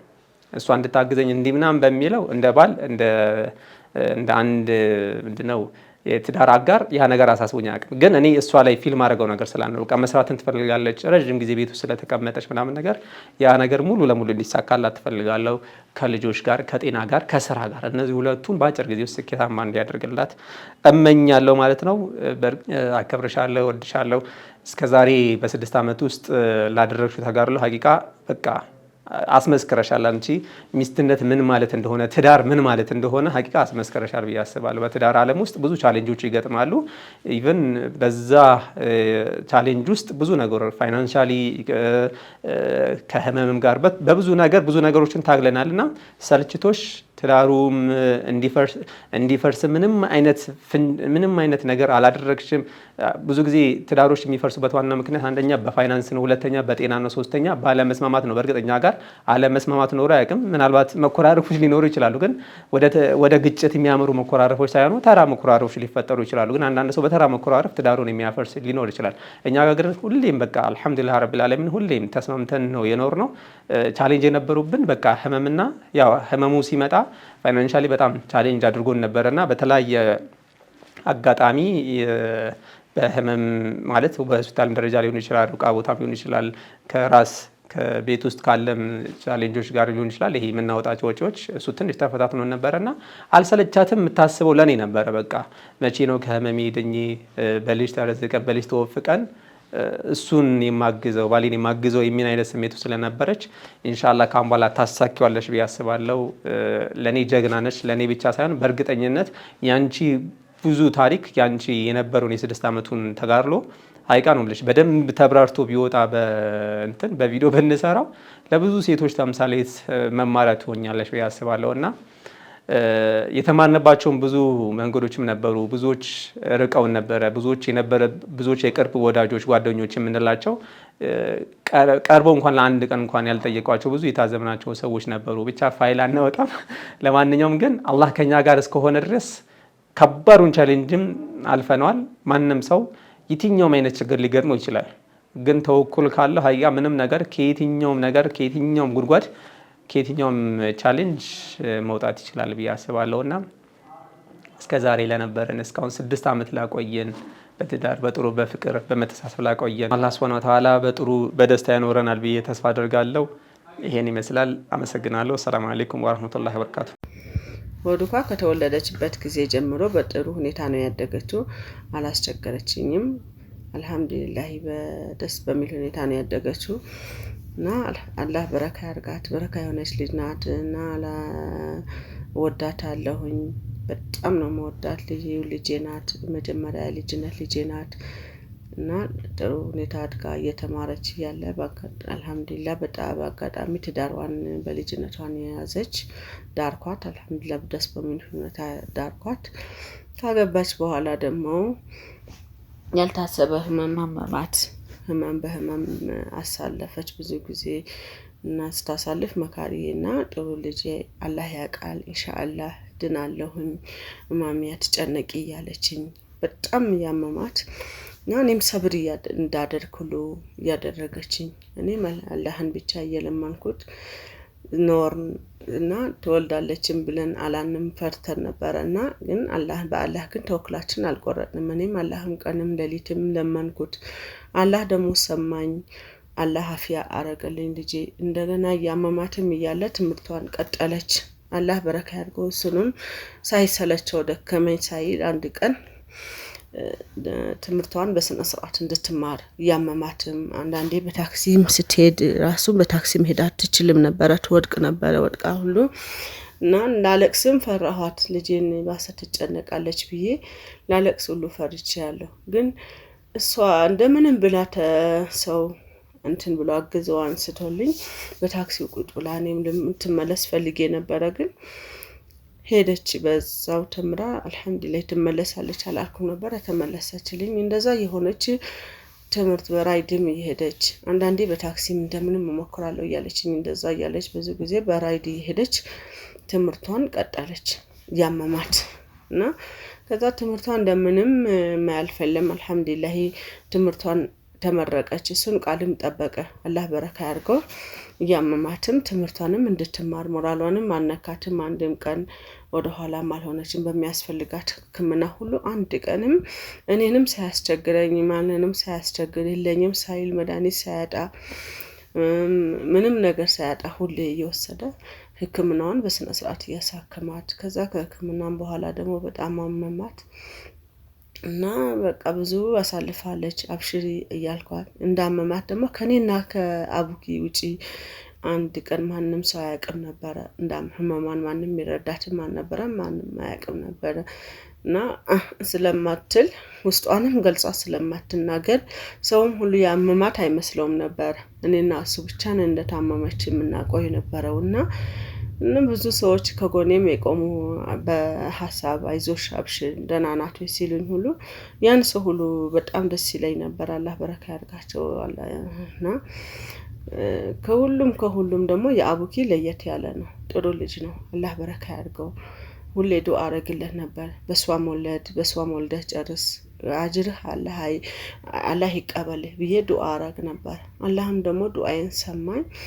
አልহামዱሊላህ እንደዛ በህመሙን ያለን አልহামዱሊላህ ልጅ ሰጠን። እኔም አልহামዱሊላህ ረቢል ዓለሚን አያት ለመሆን በቃሁኝ። ደስ አለኝ። በጣም ተደሰትኩኝ። አባቷም ተደሰተ፣ እኔም ተደሰትኩኝ። ቤተሰብ ዘመድ አዝማድ ሁሉ በጣም ተደሰተ። በጣም ተደመምን። እሷንም አልহামዱሊላህ አላህ ለዚህ ያበቃት አላህ ምስጋና ይገባው። እስከ መጨረሻው ድረስ ያማረ ህይወት እንዲያኖራት እና ሁለቱ ወልደው ከዚህም በኋላ አፍያዋን የበለጠ አፍያዋን ሰጥቷት እና በአፍያ በኢማን በኢባዳ ልጅ መንታ የወለደች እሱ ደግሞ ርስቁን ሰፍቶለት እንዲኖሩ አላህ ለምነዋለሁኝ። አልহামዱሊላህ ለዚህ ያበቃን ጌታ ስና አልহামዱሊላህ ረቢል ዓለሚን ሰላቱ ሰላም አላ ሰይዲ ያ ረሱላህ። ልጄን የበለጠ ደግሞ አፍያ እንዲሰጣት አብኪ ደግሞ በሷ ተደስቶ እሷም በሱ ተደስታ እስከ መጨረሻቸው ያ ረብል ዓለሚን ጌታዬ በአማረ ሁኔታ እስከ ጀነት እንዲኖሩ ይሄ ነው ምኞቴና አላህ ይጠብቅልኝ። አላህ ፍቅር መሐባ ይስጣቸው። አላህ በልጅ የበለጠ ያንበሽበሻቸው። የራሳቸውን ሁሉም ነገር የራሳቸውን ቤት ይስጣቸው። ቅንጡ መኪና እንዲሰጣቸው እመኛለሁ። ልጆች ሐፊዝ አሊም በላይ እንዲወልዱ እሱ ነው አላህን ምለምነው እና አልহামዱሊላህ ረቢል ዓለሚን ለዚህ ያበቃኝ ጌታ አላሁመ ሰሊ ወሰለም ዐላ ሰይድና።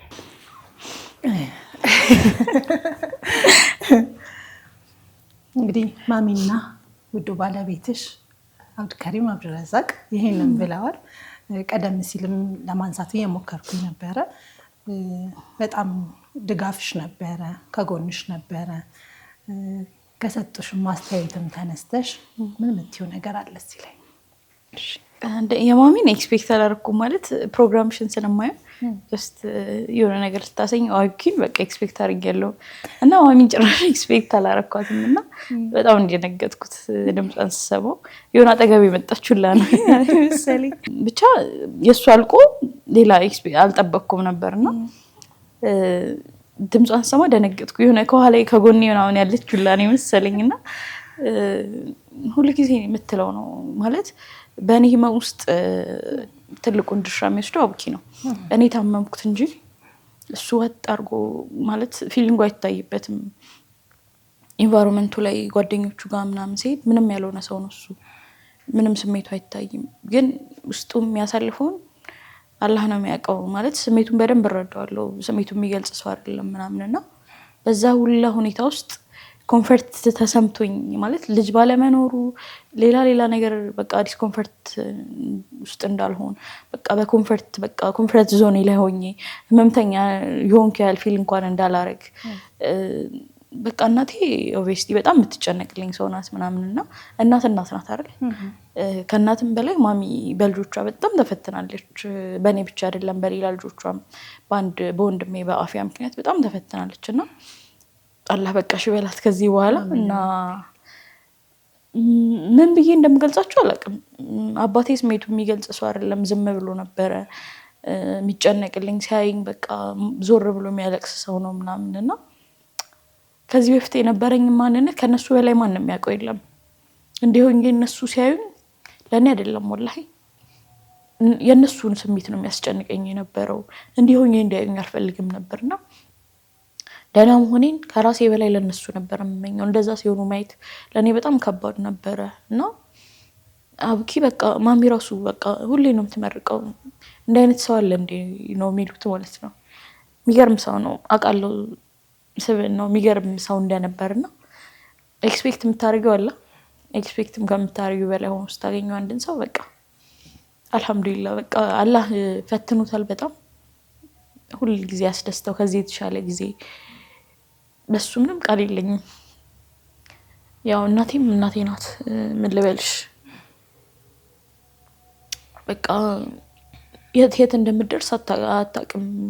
እኔ ታመምባታለሁ እዚህ ጋር ከኔ ሌላ እናት ናት አይደለ? እንደ እናትነት የሚጠበቅባት ከኔ በታች 5 ልጆች አሉ ቤት ውስጥ ልጆች ናቸው። ታናሽ 18 ዓመት የሆነው ዘንድሮ ነውና አስቢው 18 ዓመት የሆነው ዘንድሮ ነውና 3 ወደ ኋላ ዓመት በጣም ፋይር ኤጅ የሚባል ኤጅ ላይ ነው ያሉትና ብዙ እናቶች ይገልጻሉ ቲኔጅ ላይ ያለ ልጅ በጣም መያዝ በጣም የሚከብድ ነገር ነውና እቤት አነዛሉ ትናንሽ ሴቶች ያሉባት እቤት እኔ ጋር ትመጣለች ምናምን ያለውን እንትን አስቢው። በዛ ላይ የሥራ ሰው ናት። ስራዬ ትላለች፣ ቤቴ ትላለች፣ እኔ ጋር ትላለች። እንዴት አርጋ ሰዓቷን እንደምትጠብቃው አላህ ምን አይነት አቅም እንደሰጠው ታላቅም ወላሂ። በዛ አይነት ሁኔታ ውስጥ ተፈትና ተወጥራ አልহামዱሊላህ እዚህ ደርሳለችና የመጨረሻ ማረሳው ነገር የመጨረሻዋ ትንሿ እህቴ ስትረገዝ በጣም አለቀሰች። እኔ ለልጄ እኮ ነው አፊያ እኔ ዱአ ያረኩት ለኔ ልጅ ስጠኝ ብዬ አይደለም ለልጄ ነው አፊያም ልጅም ስጠኝ ብዬ ዱአ ያረኩት ብላ በጣም አለቀሰች ምናምንና ያኔ እርጉዝ እያለች መንገድ ላይ ስንሄድ ትንሽ መንገድ መራመድ ሲያቅተኝ በጣም አለቀሰች። ቤት ሄዳና በመታመምሽ ሁሌ ይሰማኛል ሁሌ በጣም እንትን እላለሁ ግን የዛን ቀኑ ይለያል አለች። እኔ እናቷ እርጉዞኝ የምራመደው መንገድ እንዴት አትሄደውም በእድሜ ኩዮችሽ ሊሳይ ወይ ማሻአላህ ግን ልጄም እንደዚህ በሄደችልኝ ሁሌ ነው የምትለውና አላህ አላሳፈራትም። በቃ ያንዱ አረገች። እሷ የወለደች ቀን ነው ሀይድ የመጣብኝ ለመጨረሻ ጊዜ ማለት ነው። በጣም ዱአ አረገችልኝ አልহামዱሊላህ። ከዛ በኋላ በቃ ለህም በቃ ሻለኝ መሰለኝ።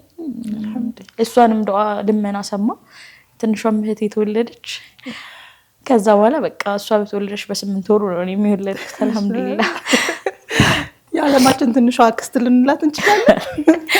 ወላሂ ጥናት አልተደረገም ግን ሆስፒታል የወለድኩ ሰዓት ላይ አንቺ እቺ አክስት ናት አንቺ አሁን ምንሽ ነው አክስት ይባላል በጣም ትንሿ አክስት እኮ ናት ምናምን ይላሉና አብኪያውን ራሱ ቤት ውስጥ ሁለቱም ብዙ ጊዜ ትመጣለች ቤትና ስታለቅስ ማሚ ያየ አክስት እኮ ናት የምታለቅስ ምናምን እያለ እንትን ይላል። ያው እሱ አይረዳውም እኛ እንስቃለን ያው አክስቱ ናት የምታለቅሰው ምናምንና ብቻ አልহামዱሊላህ አላህ በብዙ ነገር አስደሰተን ተቀልሽ በላይ አልহামዱሊላህ። እዚህ ጋር ግን ሳናነሳ እንዳናልፍ የምፈልገው ነገር የምጥሽ ሰዓት ላይ ወደ መውለጃ ክፍል ልትገቢ አካባቢ አንድ ነገር ተፈጥሮ ነበረ ማለት የልጁ እንቅስቃሴ እየቀነሰ ሲመጣ ካሁን የሆነ ነገር ይፈጠራል የሚለው ስጋትሽ የሆነ ዘዴ እንድትዘይጂ ሰበብ ሆኖሻል ነበር ያደረግሽው ምንድነው የተፈጠረው እሱን እናንሳ እስኪ። እሺ መርፌ ማግኒዥየም ይባላል ደም ከፍ ሲል የሚሰጥ ማለት ነው። በጣም በቃ እኔ የወሰዱ ሴቶችም ጠይቄያለሁ መግለጽ ማትሽው ቃጠሎ ነው ሰውነትሽ ንድድ ይላል የሆነ እሳት ውስጥ እንደተጣለ ሰው አለ እንደዛ ነው ፊሊንግ ይሰጠኛል። እሱ አይደለም ፊልም ማድረገው እኔ መቃጠሉን አይደለም ወላሂ ይሄ መርፌ ልጄን ይጎዳዋል አይጎዳውም የሚለውን ነውና ያው የልብ ምቱን እንጀመራ በቀጠሮ ሄድኩኝ ትንሽ ደሜ በጣም ከፍ አለ። እስኪ ሐሙስ ነው ያሉኝና ሲሄድ እስከ ሐሙስ አልቆየሁም ሰፈር ተለኪ ብሎኝ ነበር ስለካ 160 ምናምን ነውና እንትን አለ በቃ ጨነቀኝ። የልጅ እንቅስቃሴ በሰዓቱ ነበር በስርዓት ነበር አሪፍ ነበር ከመጨረሻው እኮ አልቀረም አልহামዱሊላህ። ግን ከዛ ሲሄድ ይሄ ድጋሚ ሰጡኝ የሚያቃጥለው መድኃኒትና ከዛ በቃ ወደ ቤት ሲሄድ ቁጥር ያሉኝ በ24 ሰዓት ውስጥ 10 ጊዜ መንቀሳቀስ አለበት ልጅ ይሻላል። ኦኬ ይሄ በ24 ሰዓት ውስጥ አይደለም በተወሰነ ሰዓት ውስጥ ብቻ 10 ጊዜ በላይ ተንቀሳቅሷል አልহামዱሊላህ። ግን ለኔ በ24 ሰዓት ውስጥ 10 ጊዜ በጣም ትንሽ ነው። ለምን ነግርሻለሁ እንዲንቀሳቀስ በቃ ኤቭሪቲንግ ጎግል እያረኩ የሚንቀሳቀስበት መንገድ እየፈለኩ ነው ልጄን ጽንስ እንዲንቀሳቀስ ማድረግና ለኔ በጣም ትንሽ ነገር ናት። በ24 ሰዓት 10 ነኝ በጣም ትንሽ ናትና ከዛ ሆስፒታል ትግባና እንያት ካልሆነ እንድትወልጅ ሐኪሙን አለኝ መሰለሽ ቁጭ ብለን እንያትና የተወሰነ ቀን ጽንሱ እንዲቋረጥ እናደርጋለን አለ which means እንድትወልድ ነው። ኦኬ እኔ ተረዳሁት ግን ጸጣልኩ ደረኩ ምን ማለት ነው በቃ ከዛ ያልኩሽ እኮ ተወልጃለሽ ነው ምናምን አልገባው መሰለኝ ሪአክሽን ምናምን አይተው ማለት ነው። ጽንሱ ይቋረጥ ማለት ከእርግዝና ይቋረጣል ግን ልጅሽ ህይወት ያለው ልጅ ነው የምትይዥው ምናምን ነገር አለኝ። ከዛ እሺ ያልኩትና ቃሉ አስደንግጦኝ ነበር። በቃ እሷ ናት አንድ ቴንሽን ይዛብኝ የጀመረኝ ማለት ነው። ከዛ ሆስፒታል እንድተኛ ተደረኩኝ። ከማክሰኞ በኋላ ማግኒዥየሙ ይሰጠኛል። የልጁን የልብ ምት ይታያልና የሆነ ኮንስታንት ነው፣ ከፍ ዝቅ ማለት ነገር አለበት አሉ። ምቱ አለ እኮ ግን ከፍ ዝቅ ነው። በቃ ያቺ ጥርጣሬ ደስ አላለችኝ። ከዛ ጎል አደረኩኝ። ኢሚዲየት ዴሊቨሪ ለምንድን ነው የሚደረገው ምናምን ማለት ነው። ከዛ ያ ኢሚዲየት ዴሊቨሪ መኖር ያለበት የሚደረገው ከፍተኛ ራስ ምታት ማይቋረጥ እዚህ ጋር መያዝ ምናምን ካለ ነው። ያን ደግሞ እናት ናት የምታውቀው አይደል? ደሙን ያዩታል ከፍ ብሏል፣ ግን ያ ስሜት ከሌለ ያው አጣድፉም ነገር ነውና ትጠብቂያለሽ። በቃ ኦኬ እንደዛ ነው እንዲያልኩና ራስሽን እያመመሽ ነው በጣም ወላሂ አላመመኝም። እዚህ ጋር እያያዝሽ ነው? አዎ በጣም እያዘኝ ነው። ደግሞ ደጋግሜ እየጠራኋቸው ነርሶቹን ወላሂ ምንም አልሆንኩም ግን እያልኳቸው ነበርና ከዛ በቃ ሰርጀሪ እንደሆንኩ በቃ ውስጥ ያምናል። መጠብቅ አይነት አይደለሁም፣ ምክንያቱም 35 ዊክ ላይ ነኝ። ከዛ በቃ ጠዋት ሐሙስ ዶክተር መጥቷየኝ በቃ ትሰራ ምናምን አለ። አንዴ ተዘጋጅቻለች፣ እሷ ትሰራና እሷ ትገባለች አለ። በጣም ደስ ያለኝ በቃ የዛን ሰዓት ልጄን የተቀበልኩ ያህል ነው ፊል ያደረኩትና አልሐምዱሊላህ ዘዴ ተጠቅሜ ቶሎ ከልጅ ጋር ተገናኘሽ። አልሐምዱሊላህ በጣም አልሐምዱሊላህ። እንግዲህ ደግሞ የሰው የብስራት ዜና ፌስቡክ ላይ ልክ እንደ አጀንዳ ሰው ሁሉ ነበር የተቀባበለው። ምክንያቱም አርግዘሽ አልተመለከትንሽም ብዙዎቻችን ምናምን እና የነበረው ስሜት ምን ይመስል ነበረ? እስኪ እሱን የደስታ ጊዜ ደግሞ አንሽልኝ። በዚህ ልክ ማለት ነው ወላሂ አንቺ ኤክስፔክት አደረግ በዚህ ልክ ይሄ ሁላ ሰው እኩል የሚያስደስት ነገር ነው ብዬ ወላሂ አልጠ ምክንያቱም ስታመን ብቻ የነበርኩ ሰው እንደሚጨነቃቃለሁ ወላሂ በጣም ብዙ በጣም ወላሂ በጣም ብዙ ባዩኝ ቁጥር ሳያዩኝም ዱዓ የሚያደርጉልኝ ሰዎች እንዳሉ አውቃለሁ። ግን በዚህ ልክ ደግሞ ኤክስፔክት አታረጊማ እኔ ማን ነኝ ብለሽ ታስበልሽና ሲሰማ ልክ ሶልድ እንትና ደውሎ ነበር እንትና በደንብም እኮ መንቀሳቀስ አልጀመርኩም ምናምንና እንዴት ሰማ ይሁንልህ አልቀ በቃ አልገባኝም። ከዛ በኋላ ጓደኛዬ መጣችና ማን እንዴት ነው ምንድነው ይሁንላ ሰው ነው ሐኪም ቤት በጣም ብዙ ሰው መጣው ስጠይቃት አውቂ እኮ ፖስት አድርጎ ነው አለችኝና ኦኬ ገባኝ። ያው እሱ ፖስት ካረገ ወይስ ሊታወቅ ይችላልና ከዛ በኋላ ላኢላሃ ኢላላህ እንዴት አድርጌ ልግለጽልሽ አዩ ከውጪ በጣም ብዙ ማላቃቸው ሰዎች ደወሉ ምናምን ኮሜንት በቃ ማን ነው ኢንቦክስ በቃ ተጥለቀለቀ። እንዴት አድርጌ ልመልሰውላ እየቆየሁ ነው የመለስኩት ማለት ነውና ደውሎልኝ ሜሴንጀር ላይ ያላነሳሁት ብዙ ስልክ አለ፣ ኖርማል ስልክ የራሱ ያልተነሳ ብዙ ስልክ አለና እኔ አላቅም በዚህ ልክ ሰው የኛ ደስታ ሲያስደስተው ብቻ አልሐምዱሊላህ በጣም በጣም ነው ማመሰግነው። በዚህ ልክ ለሰው ደስታ የሚጨነቅ ሰው ወላሂ አላቅም እኔ ምን ብዬ እንደማመሰግን አላቅም ሰውንና በጣም አመሰግናለሁ። በቃ ይሄ ብቻ ነው ቃሏ፣ ሌላ ምንም የሚገልጸው። አልሐምዱሊላህ አልሐምዱሊላህ። እንግዲህ አሁን ይህን ሁሉ ነገሮች ስናነሳ ለወላጆች በዚህ ሰዓት በተለያዩ ሁኔታ ውስጥ ሆነው የሚያልፉ እናቶች አሉ። ልጅንም ደግሞ ዘገየብንም ብለው ከአላህም ጋር የተለያዩ ሁኔታዎች ውስጥ ሆነው የሚከታተሉን እናቶች ይኖራሉ እና እንደ አጠቃላይ ያንቺ ስሜት ከበፊት ከመጀመሪያው ጀምሮ አሁን እስከደረስሽበት ባለው ሁኔታ ምን ተማርሽ የሚለውን ነገር እሱን እናንሳ።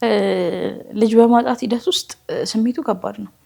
የኔ ቀለል ለሚያደርገው ሀዩ ህመም ላይ ነኝ። ሰው አፍያቱን እንጂ ብዙ አይጫነኝም። ሰው ልጅ ትውለድም ይኖራል ኮሜንቶች ማለት ነው። ወለደች እንዴ ወለድሽ እንዴ ልጆች እንዴ አንዳንድ ሰው ምን አይነት ሁኔታ ላይ እንደሆንኩ አያውቅምና መጥቶ ልጆች እንዴት ናቸው ይለኛልና ያ ስሜቱ ከባድ ነው ወላሂ።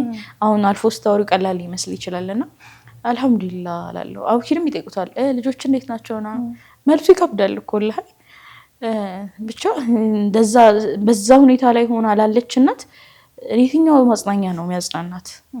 ትዳር ላይ ናት፣ ብዙ ኮሜንቶች ይደርሱባታል ከተለያየ ሳይድ ውለጂ ውለጂ ውለጂ ውለጂ የሚባል ነገር አለ። ባትባል እንኳን እሷ እናት መሆን አንድ ሴት ካገባች በቃ እናት መሆን ትፈልጋለች አይደል? ያንን ነገር አጥቶ መቀመጥ በጣም ከባድ ነው፣ በጣም ከባድ ነው። እና ብቻ ከምንም በላይ ተወኩል ነው በቃ አላህ የሆነ ቀን ይሰጠኛል ብሎ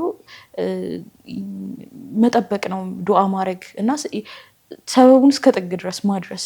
ከምንም በቃ በአላህ ትወኪያለሽ፣ ከዛ ሰበቡን ታደርሻለሽ፣ ተወኩል ታደርጋለሽ፣ ዱዓ ታደርጋለሽ። በቃ ሌላ ምንም አማራጭ የለውም። በቃ አላህ እስካልሰጠሽ ድረስ የአላህ ውሳኔም ከሆነ መቀበል ነው። በቃ አላህ ዋሻው ሰዓት ያደርገዋል፣ ዱዓ ማድረግ ነው። በቃ አላህ ማያደርገው ነገር የለም አይደለ? ሁሉም ነገር ያደርጋል፣ ቻይ ጌታ ነውና አላህ በዚህ ፈተና ውስጥ ያላችሁ ሴቶች በሙሉ አላህ ይስጣችሁ፣ ያስደስታችሁ፣ የእናትነትን ክብር ኒዕማ ያጎናጽፋችሁ። ስሜቱ ከባድ ነውና ማጣትም ማግኘትም ከባድ ነውና አላህ አግኝታችሁ ስሜታችሁን በደስታ በቃ እናትነትን ስሜት እንድትጎነጩ ያደርጋችሁ። ወላሂ ሌላ ምንም አልልም። በቃ አላህ ደስተኛ ያደርጋችሁ ልሰጣችሁና ሰብር አልኩ። ቆንጆ መልእክት አስተላለፍሽ። እንዳልኩሽ እኔ ጥያቄዎቼን በሙሉ ጨርሻለሁ። አሁን ሰዓቱ በዙሪያሽ ያሉትን ሰዎች የምታመሰገኝበት ያለሽን መልእክት ሁሉ የምታስተላልፊበት ነው። ያው ያንቺ ካሜራ። እሺ መጀመሪያ አልሐምዱሊላህ ረቢል ዓለሚን ከምንም ከማንም ከሁሉም ነገር በላይ የሚመሰገነው አላህ ነው። ባለፍኩባቸው የህይወት ውጣ ወረዶች ውስጥ ሁሉ አልተወኝም። ባለፍኩባቸው በህመምም በምንም ሁሉ ኸይር አለው አላህና ወላሂ ሳዘን የሆነ የሚያስደስተኝም ነገር አላጣሁም። አላህ ስቅቅ ያለ ሰቀቀን ያለው ህይወት አላኖረኝም። አልሐምዱሊላህ ቢያደርገውም መብቱ ነው። አልሐምዱሊላህ በቃ በየትኛውም ቃል እንዴትም አድርጌ ማመስገን ጌታዬን ይከብደኛል። ከሁሉም በላይ የሚመሰገን ጌታ ነው አልሐምዱሊላህ። ከዛ ያው ወደ ሰው ነው የሚመጣው። መጀመሪያ ሀዩ እውነት ለዚህ ፕሮግራም ትመጥኛለሽ፣ ገና የ3 ወር የ4 ወር ልጅ ባለኝ እናት ትመጥኛለሽ ብለሽ ስላመጣሽኝ በጣም አመሰግናለሁ ሀዩ። ሌላው ያው ከልጅነቴ ጀምሮ ስወለድ የማውቃቸው ቤተሰቦች አሉ። እናቴ ያው ሁሉም ሰው ስለ እናቱ ሲናገር ቃላት ያጥረዋል አይደል? ያው የኔ እናት በእኔ ብቻ አይደለም በሌሎች ልጆቿም በወንድም ትፈተናለችና ያ ሁላ ውስጥ አልፋ ግን እናትነቷን የምትወድ መውለድ ማቋረጥ እንኳን ማትፈልግ ምርጥ እናት ናትና በእኛ እየተፈተነች ሌላው ልጅ አላህ በቃ የራሱን ሪዝቅ ያመጣለታል። በቻልኩት ሀቄን እወጣለሁ ልጆቼን እያለች እየወለደችም ለልጆቿ በቃ ምጣጥር የሴትነቱን ብቻ አይደለም የሆነ ኢኮኖሚካሊም እንዳይጓደል አባቴን ወጥታ በደንብ አርጋ የምታግዝ ምርጥ ጀግና እናት ናት ያለችኝ። አላህ ያቆይልኝ። አላህ የምታስቢውን ነገር ሁሉ እናቴ ያሳካልሽ። አውቃለሁ ብዙ የምታስበው ነገር አለና በልጆችሽም በምታስቢውም በራስሽ ህይወት የምታቅጁ ነገር ሁላ ይሳካልሽ እናቴ። ያው ምንም ቃል የለኝም ላንቺ በቃ የምችለው ይሄንን ነው። ሌላው አባቴ ነው። ከልጅነቴ ጀምሮ የተረጋጋ የሚገርም ስብዕና ያለው ስሜቱን በጣም የማያወጣ ሰው ነውና ከብዙ ከልጅነቱ ከሆነ ባህሪዎች የመቀረጽ ጋር ያለ ሰው ነው።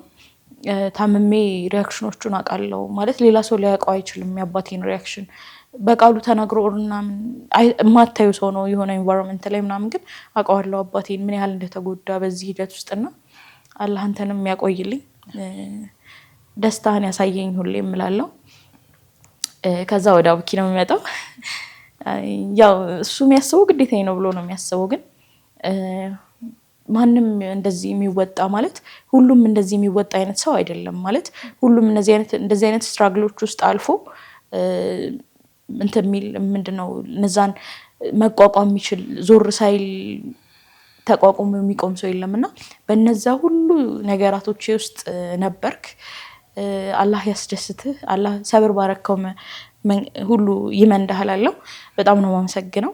ሌላው ሳላመሰግነው አላልፈው።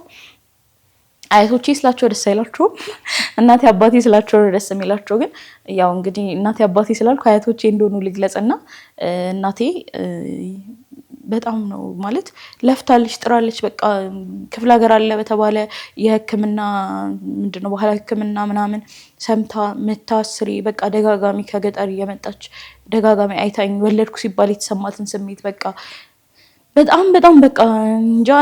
እናቴ እህቴ ናት በቃ ልበል፣ እማ ደግሞ እናቴ ናት ብል ይሻለኛልና ብዙ እሷም በጣም ብዙ ተጎድታለች በዚህ ሂደት ውስጥ ማለት ነው። ልጇ ማሚ ስታለቅስ እያየቻት የልጅን ህመም ታውቂዋለሽ ልጅ እንትን ሲልና እሷን እያየች ድጋሚ እኔ ደግሞ ታመሜባት ስታይ ማሚ በዚህ ውስጥ ተሰቃያለች እና ብዙ አልፋለችና አላህ ያቆይልኝ። ለእናንተ የምመኘውን ነገር ያውቃሉ ማለት መጀመሪያ ከልጅነቴ ሰክሰስ ላይ ስደርስ መጀመሪያ ለማን ነው የምታደርጊው ሲባል ለእነሱ እያልኩ ነው ያደግኩትና ተሳክቶልኝ አላህ ያድርግልኝና የምትፈልጉትን ነገር ላድርግላችሁ። ያው አያቴም ወንዳያቱ በጣም ተጨንቋል አልቅሷልና ዛሬ አልሐምዱሊላህ ይሄን አይቷል። ገና ልጄን ሲያየው በቅርብ ነው ያየውና ከክፍለ ሀገር የመጣው እኔ የሚመስል ልጅ ወለድሽ ምናምን ብሎ በጣም ነው የተፍለቀለቀውና አላህ ካሰኝ አለ ማለት ነው። አልሐምዱሊላህ በጣም ነው የማመሰግነው። ሌላ በዙሪያ የነበራችሁ ጓደኞቼ አልጠቅስም ስም ብዙ ናችሁና የነበራችሁ ሰዎች ሚዲያ ላይ የምታውቁኝ ዱዓ ያደረጋችሁልኝ በሙሉ ጀዛኩሙላህ ኸይር። አላህ እናንተንም ሀጃ ያሳካላችሁ። በጣም ነው የማመሰግነው። እንግዲህ እኛም እጅግ አድርገን እናመሰግናለን። ለእናትነት የሚሆን ከኔ ታሪክ ሰዎች ጋር ደርሶ ቢማሩበት ብለሽ ፈቃደኛ ሆነሽ እዚህ ስለተገኘሽ ሰው እጅግ አድርጌ ነው የማመሰግነው።